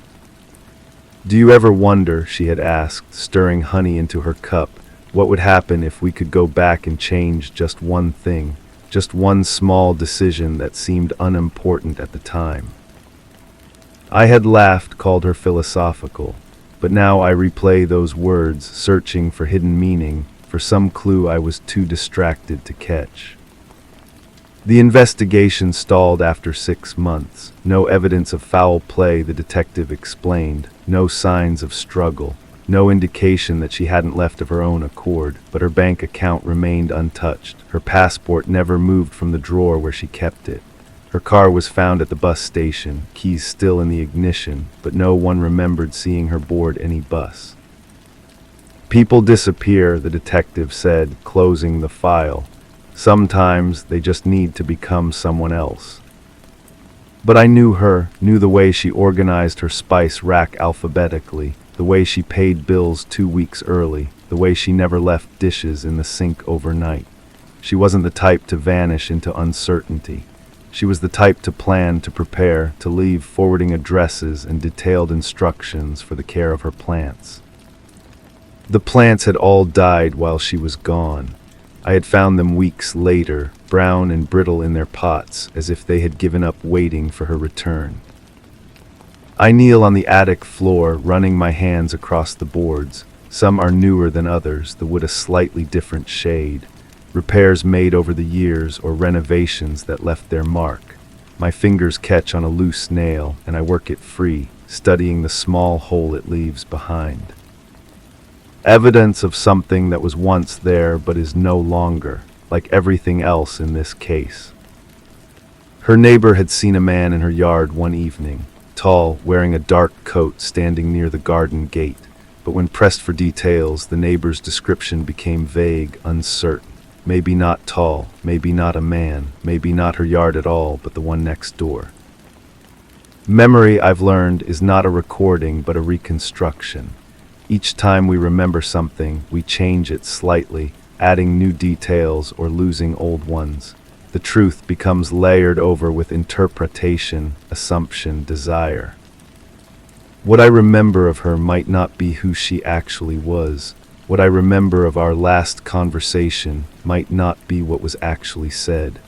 What I remember of that night might be colored by everything that came after. The lavender scent grows fainter as I move away from the wall. I return to it, pressing my face close to the plaster, breathing deeply. There's something else underneath the floral sweetness, something metallic and cold like the taste of fear in your mouth. I had dreams about her for months after she disappeared.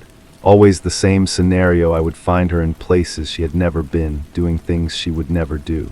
In one recurring dream, she was working in a flower shop, arranging bouquets of lavender and baby's breath. When I called her name, she would turn, but her face would be different somehow. Still her, but not her. A version of herself that had made different choices, lived a different life. "You're looking for someone who doesn't exist," she would say in these dreams. "You're looking for someone who never was."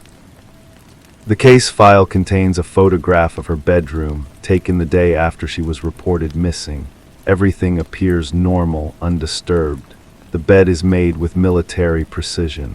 Books are arranged by height on the nightstand. Even her jewelry box is organized, each piece in its designated compartment.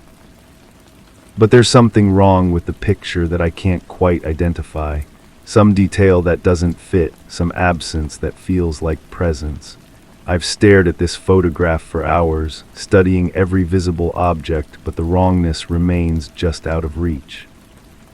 Maybe it's not what's in the picture, but what's missing from it. Some small thing that should be there but isn't. Some piece of her daily routine that has been carefully erased. The attic window rattles in its frame, stirred by wind I can't feel. Outside, clouds move across the sun, changing the quality of light in the room.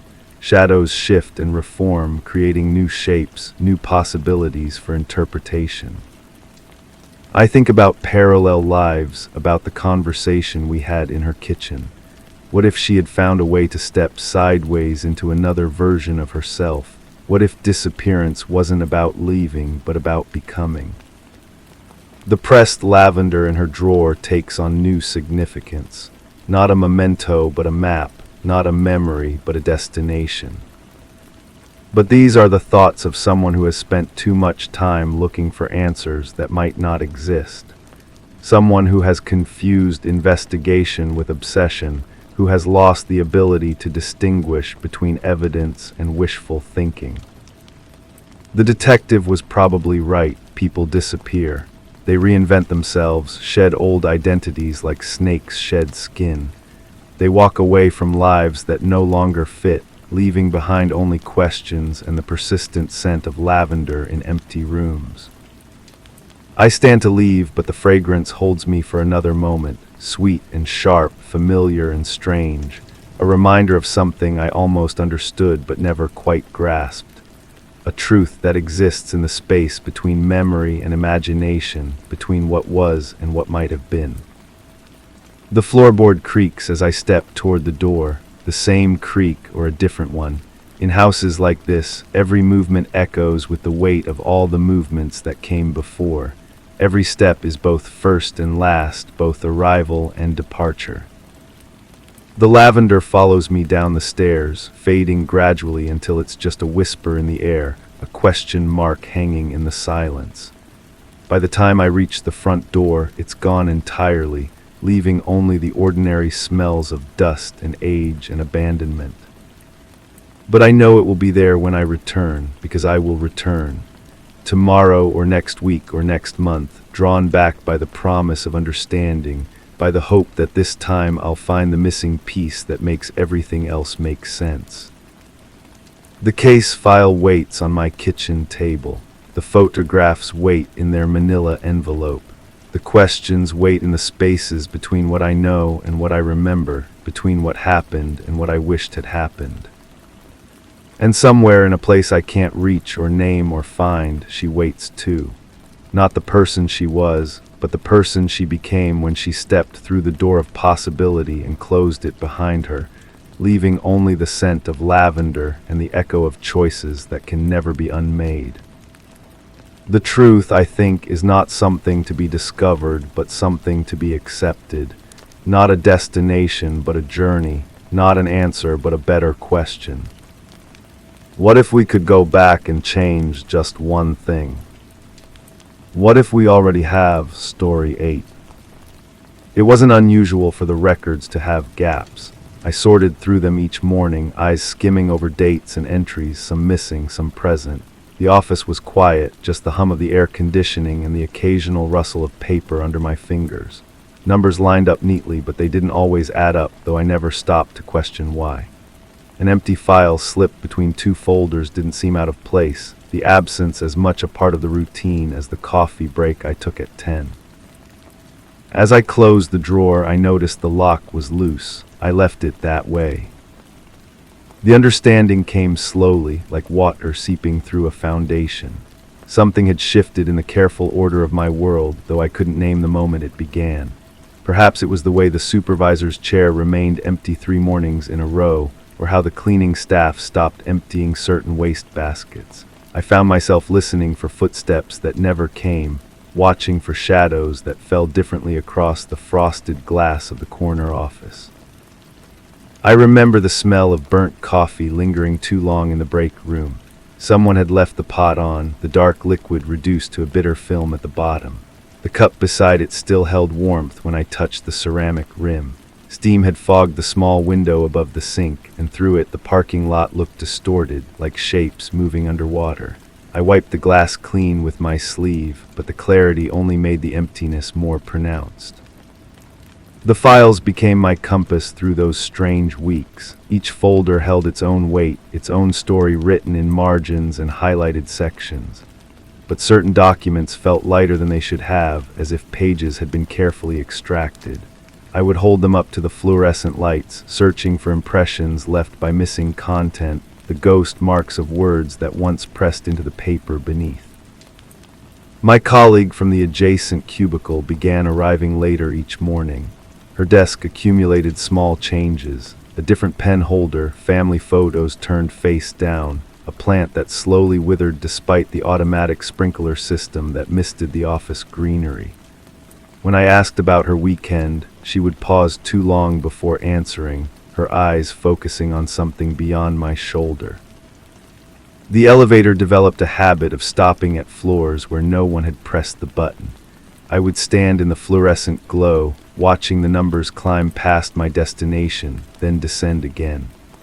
The mechanical voice announced floors in its usual monotone, but the doors would open to reveal empty hallways, the carpet bearing the impressions of furniture that was no longer there. I started keeping my own records, noting the small inconsistencies that accumulated like dust in corners. The way certain phone extensions rang without anyone answering, how the supply closet gradually emptied without requisition forms being filed, the subtle rearrangement of chairs in the conference room, as if meetings had taken place that never appeared on the official calendar. The supervisor's office door remained unlocked, though protocol required it to be secured each evening. I would pass by and glimpse the desk through the gap, papers still scattered across its surface, a half-eaten sandwich growing stale under plastic wrap. The computer screen glowed with a screensaver that cycled through company photos from years past, faces smiling at events I couldn't place. Sleep became elusive, filled with the phantom sounds of keyboards clicking in empty buildings. I would wake with the taste of office coffee on my tongue and the feeling that I had been sorting files in my dreams. The boundary between the workspace and rest blurred until I found myself checking locks on my apartment door with the same methodical attention I gave to filing cabinets. The parking garage echoed differently in those weeks. My footsteps seemed to multiply, creating a rhythm that didn't match my pace. Cars sat in assigned spaces long after their owners should have driven home. I began recognizing which vehicles never moved, their windshields accumulating layers of dust and fallen leaves from the trees that lined the building's perimeter. Questions formed slowly in my mind, each one spawning others that branched and twisted like roots seeking water. Why did the security guard nod at me with such knowing familiarity? When had the motivational posters in the lobby been replaced with blank frames? How long had that particular filing cabinet been missing from the records room? I found myself retracing steps through hallways that seemed to stretch longer than before. The carpet pattern, once familiar, began to reveal shapes that suggested movement even in stillness. Geometric designs flowed into one another, creating pathways that led my eyes in circles, always returning to the same central point where understanding should have resided. The break room conversations grew quieter, voices dropping to whispers that stopped when I approached. Fragments of sentences hung in the air like smoke, references to schedules that had changed, to procedures that were being modified, to someone who had been asking questions. I poured my coffee and pretended not to notice how the cream swirled in patterns that reminded me of things I couldn't name. My desk drawer began to stick, the metal runners grinding against accumulated debris that hadn't been there before. Inside, my personal items seemed to have shifted slightly, as if someone had cataloged them and replaced them in approximately the same positions. The pen I always kept in the right corner now rested near the center. My spare reading glasses faced the opposite direction. The building's climate control developed inconsistencies. Certain areas grew uncomfortably warm while others maintained an artificial chill that made me pull my sweater closer. I mapped these temperature zones in my mind, noting how they corresponded to sections of the office that had grown quieter, where fewer people seemed to work. Lunch hours stretched into extended absences. I would sit in the small park across from the building, watching windows that should have shown movement but remained still as paintings. The sandwich I brought tasted like cardboard, though I had prepared it with the same ingredients as always. Even the pigeons that usually begged for crumbs kept their distance, as if sensing something that escaped my conscious awareness. The files multiplied in my dreams, endless rows of manila folders that opened to reveal blank pages. I would search through them methodically, looking for the missing pieces that would complete the picture I was assembling. But each folder I opened contained only the shadow of information, the outline of knowledge that dissolved when I tried to grasp it. Phone calls began arriving for people who no longer seemed to work in the building. I would transfer them to extensions that rang endlessly, the electronic pulse echoing through empty offices like a heartbeat in an abandoned chest. The callers never left messages, just hung up after listening to the endless ringing that never found an answer. My reflection in the elevator's polished walls began to look unfamiliar, as if the fluorescent lighting had changed the planes of my face. I would catch glimpses of myself in the corner of my vision and feel a moment of disconnection, wondering when I had started to look so tired, so uncertain about things that should have been simple to understand. The security cameras tracked movement through the building with mechanical precision, their lenses following patterns of occupancy that I couldn't see. I found myself walking different routes between my desk and the copy machine, testing whether the cameras would adjust their focus, whether someone in a distant room was watching the feeds and wondering about my changed behavior. Evening departures became exercises in careful observation. I noted which cars remained in the parking garage, which offices still glowed with light well past normal hours. The building's skeleton crew moved through their routines with practiced efficiency, but I sensed they were maintaining something that was slowly emptying itself, like caretakers in a house whose occupants had begun an extended journey. The loose lock on the filing cabinet became my focal point, the small mechanical failure that seemed to represent everything I couldn't quite grasp. Each morning I would test it, feeling the metal give way under gentle pressure, knowing I should report it for repair, but finding myself reluctant to disturb the small disorder it represented. Documents began appearing in my inbox without accompanying memos explaining their purpose. Forms requesting information I didn't possess, reports referencing projects I had never heard discussed. I would study them carefully, searching for clues about their origin, but the letterhead was familiar and the signatures looked authentic, even though I couldn't match them to any names I recognized. The office coffee began tasting different, though the brand remained the same. It carried a metallic undertone that lingered on my tongue and made me think of old pennies or keys that had been handled too much. I switched to bringing tea from home, but even that seemed affected by the building's atmosphere, as if the very air had acquired a quality that changed everything it touched.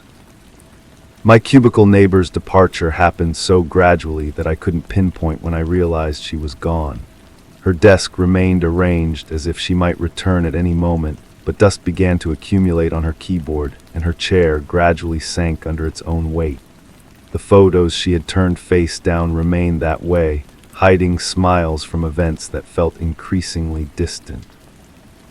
The pattern emerged slowly, like a photograph developing in chemical solution. Absences that weren't announced, changes that weren't explained, a systematic emptying that proceeded according to logic I couldn't decipher. I became a witness to a process that was either entirely normal or completely unprecedented, depending on a perspective I didn't possess. The building's sounds changed as occupancy decreased. Conversations that once provided a comfortable background hum grew sparse and intermittent.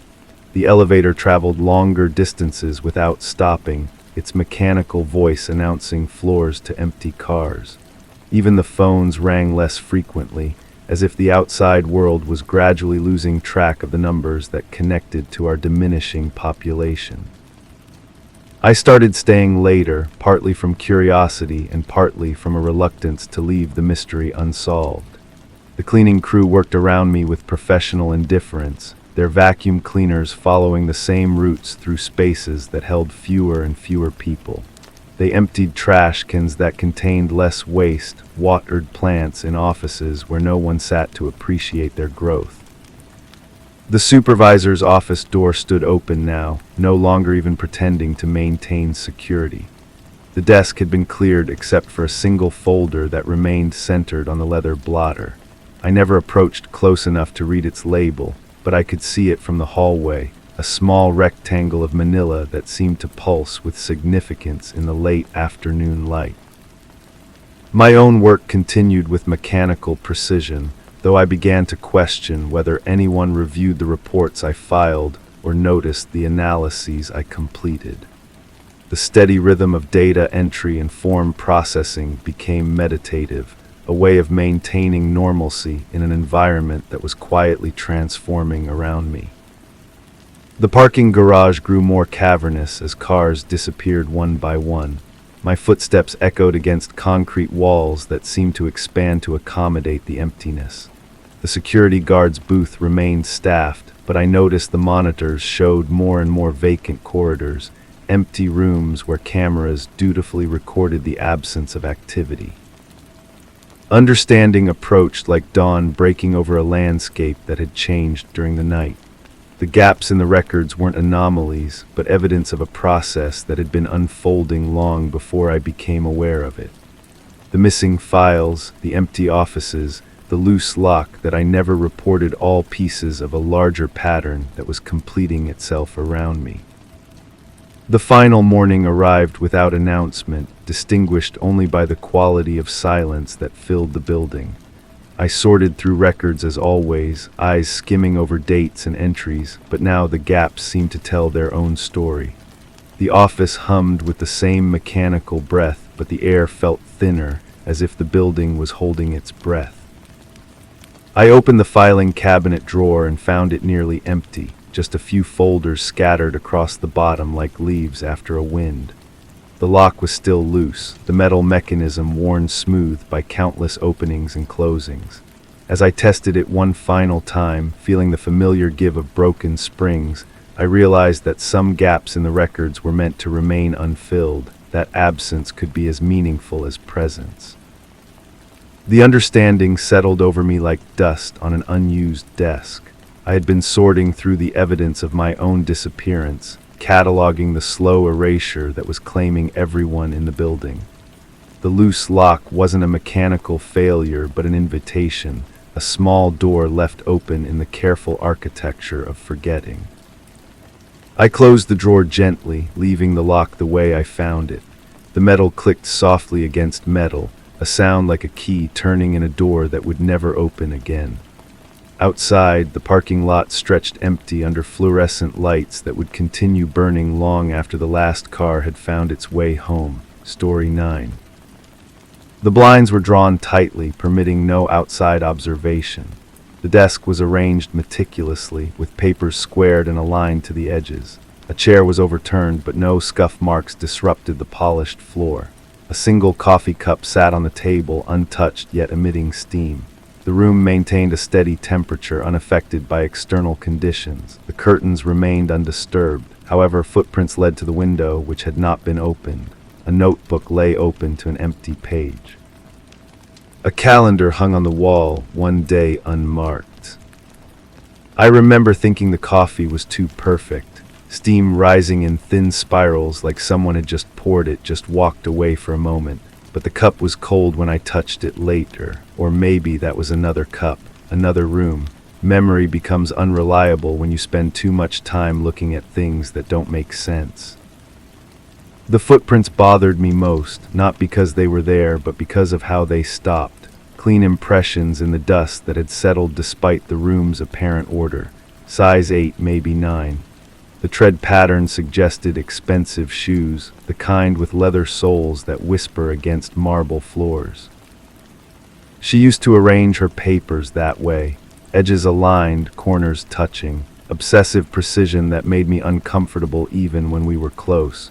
I would deliberately shift things slightly just to see her reaction. The way her fingers would twitch, the almost imperceptible tightening around her eyes. The overturned chair haunted me for weeks afterward. It sat there like a question mark, like someone had stood up too quickly, pushed back too hard. But the floor showed no evidence of impact, no scratches in the wood grain, as if the chair had simply decided to fall. I found myself returning to that room in my thoughts, circling the details like a moth around flame. The calendar with its unmarked day, the notebook's blank page, the window that remained sealed despite the footprints leading directly to it. There was a sound I kept hearing, soft, rhythmic, like breathing but not quite, like pages turning but no one was reading. It followed me home, that sound. Woke me in the early morning hours when the world feels thin and possibilities multiply. The investigation, if you could call it that, began with a phone call. A voice I recognized but couldn't place, asking if I had seen anything unusual. The question seemed loaded, heavy with implications I couldn't grasp. I said no, which might have been true. She had been missing for 3 days before anyone noticed, or before anyone admitted to noticing. The difference feels important now, though I can't say why. The coffee cup appeared in my dreams, always steaming, always untouched. Sometimes I would reach for it and my hand would pass through, like reaching through fog. Other times it would shatter at my touch, though I never heard the sound of breaking. I began visiting the building regularly, not the room itself, but the lobby, the hallway outside, watching people come and go, noting their shoes, their gait, the way they held their shoulders, looking for someone who moved like the person who had left those footprints. The security guard knew me by sight eventually, nodded when I passed, never asked questions. His eyes held a wariness I recognized, the look of someone who has seen things he prefers not to discuss. The unmarked day on the calendar fell on a weekend. I remember that much, or think I do. Time became elastic in those weeks, stretching and contracting without warning. Minutes felt like hours, days disappeared entirely. There were other rooms, other details that didn't align. A telephone that rang with no one calling. A plant that remained green despite never being watered. Small impossibilities that accumulated like dust in corners. I started keeping my own notebook, recording observations, sketching floor plans, documenting the progression of my thoughts. The pages filled quickly with questions that bred more questions. Where did she go? Why was the coffee still warm? Who had been wearing those expensive shoes? The footprints changed position, subtle shifts that might have been my imagination, or tricks of light, or evidence of something more deliberate. They seemed to move closer to the window each time I looked, as if their owner was still walking, still approaching that sealed barrier between inside and outside.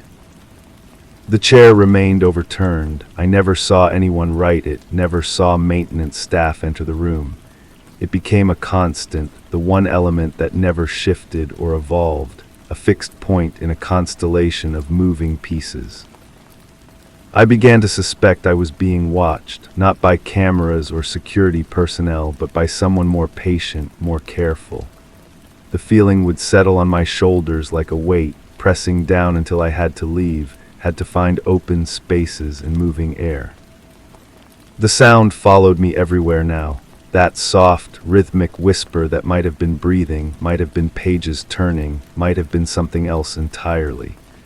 It grew stronger near the building, fainter when I traveled away, like a radio signal with limited range. She had mentioned the room once in passing, described it as peaceful, private, a place where she could think without interruption. I hadn't paid much attention then. Conversation with her often felt like walking through a minefield, words chosen carefully to avoid explosive topics. The investigation expanded to include her apartment, her office, her regular haunts.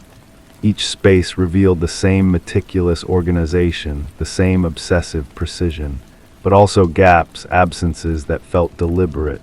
Books missing from series, photographs removed from frames, empty spaces that suggested something had been taken away. I found myself rearranging my own belongings, aligning edges, creating order from chaos. The habit felt foreign but compulsive, as if I was channeling her need for control, her fear of randomness. The notebook's blank page became a meditation. I would stare at it for long periods, waiting for words to appear, for meaning to emerge from emptiness.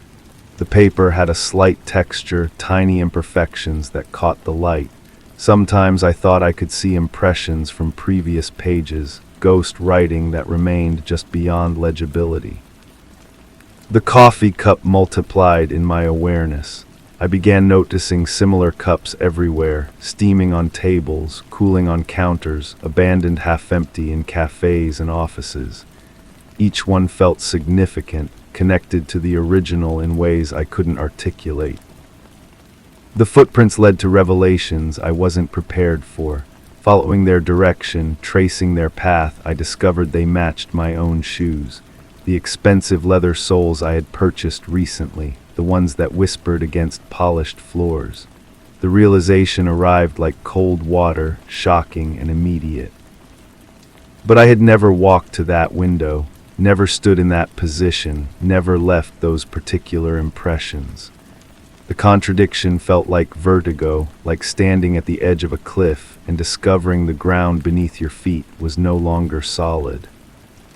The sound intensified, became almost musical, a rhythm that suggested purpose, intention, design. I began to hear melodies in it, familiar tunes that shifted and changed before I could identify them completely. She used to hum while she worked, soft, unconscious melodies that would drift through the air like smoke. I had found it annoying then, a distraction from more important things. Now I would give anything to hear those tunes again, to have that small irritation back in my life. The room remained unchanged, suspended in its impossible state. The coffee still steamed, the chair still lay overturned, the calendar still showed its unmarked day. But I had changed, evolved, become something different through observation and obsession. The final visit felt different, charged with possibility, heavy with approaching revelation. I entered the room with new eyes, saw details that had been invisible before. The way dust motes moved in patterns too regular to be random. The way shadows fell at angles that defied the light source. The way everything seemed to be waiting, holding its breath. I touched the coffee cup and felt warmth that had nothing to do with temperature. Opened the notebook and saw words appearing on the blank page, my own handwriting forming letters I didn't remember making. Approached the window and found it opening at my touch, revealing a view that shouldn't have existed from that floor, that position, that impossible vantage point. The footprints began moving again, and this time I could see who was making them. Story 10. The room was filled with the soft hum of a distant radio, a cozy familiarity that wrapped around the slight chill of the morning air. A gentle breeze drifted through the barely open door, its hinges quietly whispering against the frame. The scent of fresh paint hung in the air, mingling with the aroma of brewing coffee, inviting both warmth and curiosity. Halfway across the polished wooden floor, its gleaming surface reflected an unusual shadow. It stretched from the corner where shadows shouldn't exist. Each delicate creak seemed to trace footsteps that appeared and vanished with the fleeting morning light, leaving an unsettling silence in their wake. I can't shake this feeling. It sits in my chest like a stone, cold and heavy, pressing against my ribs until breathing becomes conscious work. The sensation started somewhere sometime, but pinpointing the exact moment feels like trying to catch smoke with bare hands. Was it the shadow, the paint smell, or something else entirely that my mind refuses to acknowledge directly? The nausea comes in waves now, not the sharp, immediate kind that announces itself with purpose, but the slow, creeping variety that seeps through your system like poison through groundwater. I find myself swallowing repeatedly, as if trying to push down something that isn't there, or perhaps something that is very much there but shouldn't be. My hands remember things my mind hasn't caught up to yet.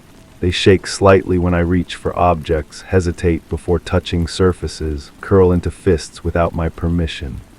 Muscle memory is a strange thing. It holds secrets in tendons and joints, storing information in places where conscious thought can't easily retrieve it. The coffee cup, I remember the coffee cup sitting on the counter, still steaming, as if someone had just poured it and walked away. But who? The kitchen felt empty, abandoned, yet the evidence of recent presence lingered everywhere. A newspaper folded to the crossword puzzle, half completed, reading glasses resting on their side, a pen with its cap off, blue ink bleeding slowly into the paper where it had been left to rest. But that wasn't the same room, was it? The layout shifts in my memory, walls moving like stage sets being rearranged between acts. Sometimes the door is on the left, sometimes on the right. Sometimes there are two doors. The radio moves too, its position changing with each recollection, though its soft humming remains constant, a soundtrack to uncertainty. I keep returning to the shadow on the floor. Shadows should make sense. Light source, obstacle, projection, simple physics. But this shadow seemed to exist independent of logic, stretching from a corner where no object cast it, reaching across the polished wood like a dark finger pointing towards something I couldn't see, or wouldn't see. The paint smell grows stronger in my memory, though I know that's impossible. Fresh paint has a specific timeline. It fades predictably, loses its potency according to ventilation and temperature. Yet in my recollections it intensifies, becomes almost tangible, coating the inside of my nostrils with its chemical sweetness. White paint, I think, or perhaps pale yellow. The color shifts depending on which version of the memory surfaces. There was someone else there. This knowledge arrives not as a memory, but as a certainty, the way you know you're being watched even when you can't see the observer. A presence that filled space without taking up room, breathed without making sound, moved without disturbing the air. The feeling of being not quite alone in what appeared to be an empty space. The footsteps were wrong, not the sound they made, but their rhythm. Too measured, too careful, like someone walking on ice, testing each step before committing their full weight. I can hear them now, echoing in the space between my thoughts, but when I try to focus on the sound, it dissolves into the general creaking of an old building settling into itself. My mouth tastes like copper. When did that start? The metallic flavor coats my tongue, makes saliva feel thick and unwelcome. I run my tongue across my teeth, searching for a cut, a source, but find only the persistent taste without origin. It's stronger when I think about the room, about the shadow, about the presence that may or may not have been there. The radio played something familiar, a song I knew but couldn't name, hummed along to without conscious recognition. The melody loops in my head now, incomplete phrases that start and stop without resolution. Sometimes I catch myself humming it, then stop abruptly when I realize what I'm doing, as if the tune carries something contagious. Time moved strangely in that space. Minutes felt like hours, or perhaps hours compressed into seconds. I remember looking at my watch, but the numbers made no sense. The hands seemed to move backward, or maybe they were moving forward, but I was moving backward, creating the illusion of temporal reversal. Clock faces lie sometimes, or maybe we lie to ourselves about what they're telling us. The door's whisper against the frame becomes louder in memory. What started as a gentle sound now feels insistent, urgent, like someone trying to communicate through the movement of wood against wood. The breeze that caused it came from somewhere, but where? The building felt sealed, contained, yet air moved through it with purpose and direction. I keep touching my face without realizing it. My fingers find my cheeks, my forehead, my chin, as if confirming that I'm still present, still solid. The skin feels different somehow, not quite my own, too warm or too cold depending on the moment. When I catch myself doing this, I force my hands down, but they drift upward again within minutes. There was a sound I haven't mentioned yet, not the radio or the door or the footsteps, but something else. A soft impact, like something being set down carefully on a hard surface. Deliberate placement rather than accidental dropping. The sound came from behind me, but when I turned, nothing had changed. The room looked exactly as it had moments before, yet something was definitely different. The shadow moved, I'm certain of this now, though certainty feels like a luxury I can't afford. Shadows don't move independently of their sources, but this one did. It shifted across the floor like liquid, changing shape and density, sometimes sharp-edged and defined, sometimes soft and diffuse. I watched it without understanding what I was seeing, my brain struggling to process information that contradicted basic principles of light and physics. My breathing has become shallow, not from exertion or fear exactly, but from a kind of anticipatory tension. The feeling you get when you know something important is about to happen but don't know what or when. Every breath feels measured, rationed, as if there's only a limited supply available and I need to conserve it for whatever comes next. The wooden floor reflected more than it should have. Wood doesn't typically create mirror-like reflections, yet I could see myself in its surface, distorted and incomplete. My reflection seemed to lag behind my movements, creating a disorienting double vision where I existed slightly out of sync with myself. When I lifted my hand, the reflection lifted its hand a fraction of a second later. Something was missing from the room. I knew this without being able to identify what. The space felt incomplete, as if an essential element had been removed, leaving behind only its absence. Like a photograph with a crucial detail cropped out, the remaining image technically complete, but somehow fundamentally wrong. The taste in my mouth intensifies when I think about the missing element. Copper becomes iron, becomes something more complex and unsettling. I find myself swallowing compulsively again, trying to clear a flavor that originates not in my mouth but in my memory, in the intersection between what I experienced and what I'm allowing myself to remember. There were 2 coffee cups. This detail surfaces suddenly, contradicting my earlier recollection of a single steaming mug. 2 cups, both warm, both recently used. One with lipstick traces on the rim, faint pink marks that suggested careful sipping. The other clean, unmarked, as if its user had been more cautious about leaving evidence of their presence. But I was alone in the room, I'm sure of this. The certainty sits alongside the knowledge of the second coffee cup without creating obvious contradiction.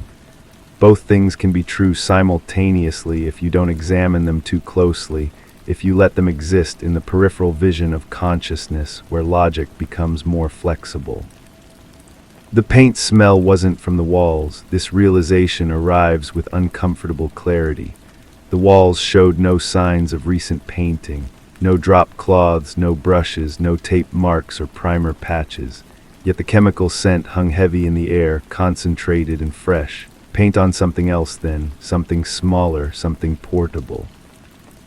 My hands remember holding something smooth and warm. not hot but body temperature, as if it had been held by someone else moments before being passed to me. The object had weight but not much bulk, familiar shape but wrong context, like finding a kitchen utensil in a bathroom, recognizable but displaced in a way that makes you question your understanding of how things should be arranged. The radio's hum develops variations, subtle changes in pitch and tone that suggest the station is drifting, losing signal strength.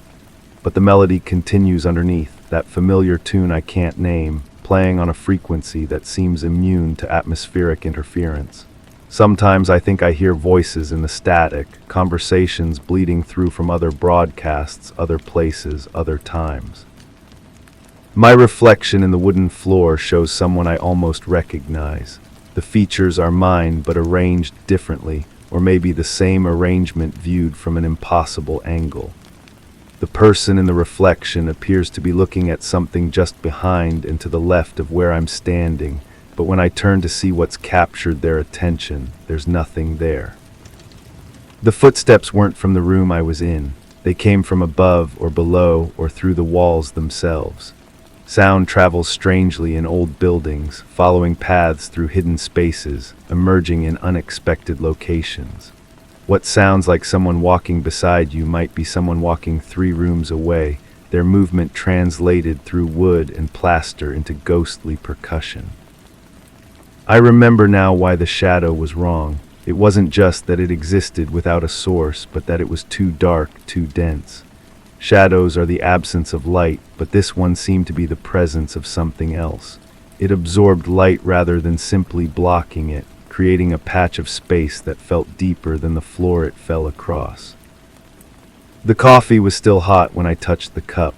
Both cups. My fingers remember the ceramic warmth, the slight vibration of liquid still settling from recent stirring. But stirring with what? No spoons were visible. No sugar packets or cream containers. Just 2 cups of black coffee, perfectly prepared, sitting in a kitchen where no one should have been. The door's whispering becomes words if you listen carefully enough. Not words in any language I recognize, but syllables that suggest meaning, sounds that feel like they're trying to communicate something important. The breeze that moves it comes in patterns, not random gusts but measured intervals, as if controlled by someone standing just outside, manipulating the air pressure with careful precision. My mouth fills with saliva that tastes wrong, too thick, too warm, carrying flavors that don't belong in my body. I spit into the sink, but the taste remains, coating my tongue and the back of my throat with something that might be copper or might be fear, or might be the physical manifestation of guilt I haven't acknowledged yet. The room shifts again in my memory. The door moves to the far wall, the windows disappear entirely, the radio relocates to a shelf that wasn't there before. These changes don't feel like errors in recollection, but like the room itself is unstable, unable to maintain a consistent form, as if the space exists only when observed and reassembles itself differently each time I look away and back. Someone was humming along with the radio, not me. The sound came from somewhere else in the room, a soft accompaniment to the melody that played through the static, a voice I should have recognized but didn't, or maybe did but chose not to acknowledge the recognition. Humming that stopped abruptly when I became conscious of listening to it. The shadow reached toward something. Its irregular shape suggested purpose, direction, intent. Not the random form cast by furniture or architectural features, but something that stretched and pointed like a finger indicating a specific location. When I followed its implied direction, my eyes found the corner where it originated, but the corner held nothing that could cast such a shadow. My hands shake when I try to write this down, not from cold or caffeine or nervousness, but from something deeper, more fundamental. As if my body is rejecting the act of recording these memories, fighting against the process of making them permanent and external. The pen feels heavy, foreign, like an object I've never used before. The paint smell comes from my clothes. This knowledge arrives suddenly, completely formed, not from the room, not from the walls, but from my own fabric, my own skin. as if I've been exposed to something that clings, that transfers, that marks the exposed with its presence. When I lift my shirt to my nose, the chemical sweetness is unmistakable. There was a third coffee cup, hidden behind the other two, barely visible, already empty and cold. This cup showed signs of longer use, stains that suggested regular drinking, familiarity with its weight and shape. A cup that belonged in that kitchen, unlike the other two which seemed like visitors, temporary presences in a space they didn't quite fit. The footsteps stopped when I stopped moving, started when I started, a perfect synchronization that should have been comforting but felt sinister instead, as if something was matching my movements, learning my rhythms, preparing to replace me with a more accurate copy. When I deliberately changed my pace, the echo adjusted accordingly, maintaining the unsettling harmony.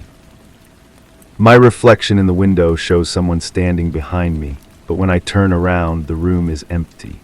When I look back at the window, the reflection shows only me alone, but the feeling of presence remains.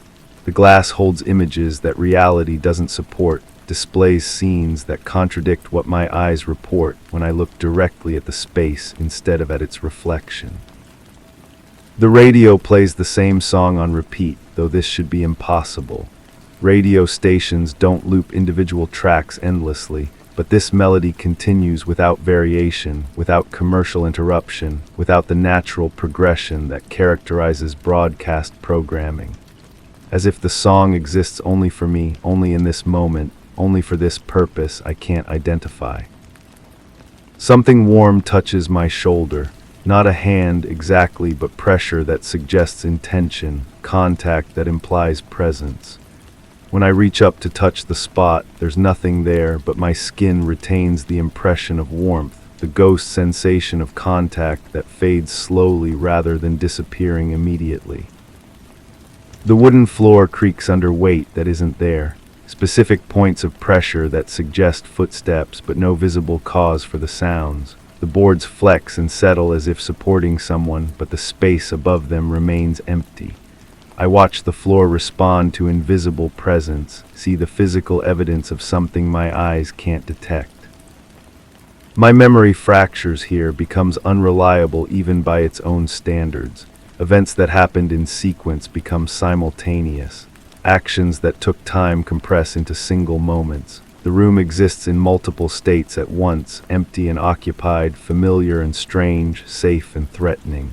Reality becomes negotiable, subject to revision without notice. The coffee cups multiply in my recollection. 3 becomes 4 becomes 5. All warm, all recently used, all suggesting the presence of people who aren't there. The kitchen counter fills with evidence of a gathering that never happened or happened but involved participants who exist only in peripheral vision, in the spaces between direct observation. I am not alone in remembering this room. Someone else carries these same images, these same sensations, these same contradictions between what happened and what should have been possible. Our memories intersect in ways that suggest shared experience, but I can't identify who else was there, who else saw the shadow move, who else heard the footsteps that matched their own. The paint smell becomes overwhelming, fills my sinuses with chemical intensity that makes my eyes water. But there's something else underneath it now, something organic and warm and unsettling. The combination creates a scent that shouldn't exist, that violates the natural order of how things should smell when combined.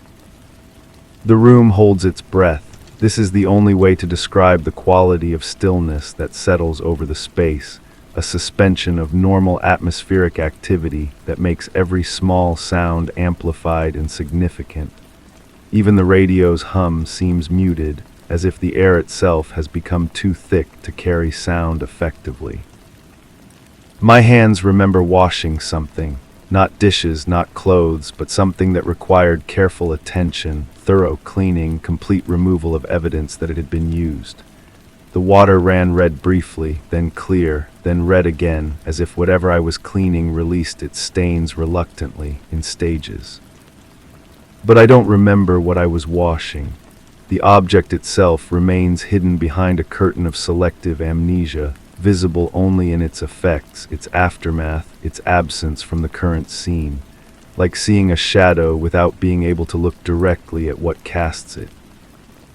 The shadow on the floor begins to fade as I watch, not because the light changes, but because it's losing substance, dissolving into the wood grain as if it was never really there. But its absence leaves a mark, a slightly different texture in the floor's surface that suggests something has been absorbed rather than simply removed. I need to leave this room, but my feet won't move toward the door. Not from paralysis or fear, but from a growing certainty that leaving will change something fundamental, will alter the delicate balance that keeps certain truths suspended in the space between acknowledgement and denial. As long as I remain here, the contradictions can coexist peacefully.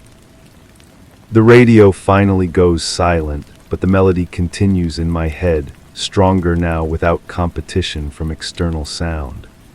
The tune that felt familiar but unnamed now reveals itself as something I've been humming for much longer than I realized, a soundtrack to activities I can't quite remember but can't entirely forget.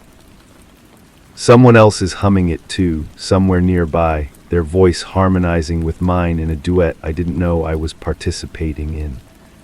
The sound comes from everywhere and nowhere, fills the room without having a source, creates the impression of company without the presence of another person. The wooden floor reflects my face, but the expression isn't one I remember making. The person looking back at me appears calm, satisfied, almost peaceful, but I feel none of these things. The disconnect between internal experience and external appearance suggests that either my reflection or my self-awareness is lying, and I'm not sure which possibility is more disturbing. My hands are clean now, but they remember being dirty, not with ordinary dirt or dust, but with something that required specific cleaning techniques, particular attention to the spaces under fingernails, between fingers, along the creases of palms. The memory of scrubbing is more vivid than the memory of what required such thorough removal. The room begins to feel smaller, as if the walls are moving inward by degrees too subtle to observe directly but significant enough to change the quality of space. The air becomes more concentrated, more intimate, more complicit in whatever happened here before my conscious memory began recording events. I understand now that I've been telling this story backward, starting with the aftermath and working toward the cause. But even this realization doesn't provide clarity, doesn't illuminate the sequence of events that led to this moment of standing in a room that shouldn't exist, remembering things that shouldn't have happened, feeling guilty about actions I can't quite recall. The shadow returns, darker than before, reaching across the entire floor now like spilled ink spreading through wood grain. It touches my feet, and I feel a coldness that penetrates through shoes and socks, travels up my legs like liquid ice, settles in my chest where that original stone of discomfort has been waiting. The coffee cups are gone, all of them. The counter stands empty except for the radio, which has begun to hum again, playing that same melody on an endless loop. But now I recognize the tune. It's something I used to whistle while working, a mindless accompaniment to activities that required concentration, focus, careful attention to detail. The room holds all of this, the presence and absence, the memory and forgetting, the guilt and innocence, the shadow and light. It contains contradictions without resolving them, maintains impossible states without explanation or apology. And I remain here, suspended in the space between knowing and not knowing, unable to leave, unwilling to fully remember, caught in the amber of a moment that refuses to end or begin.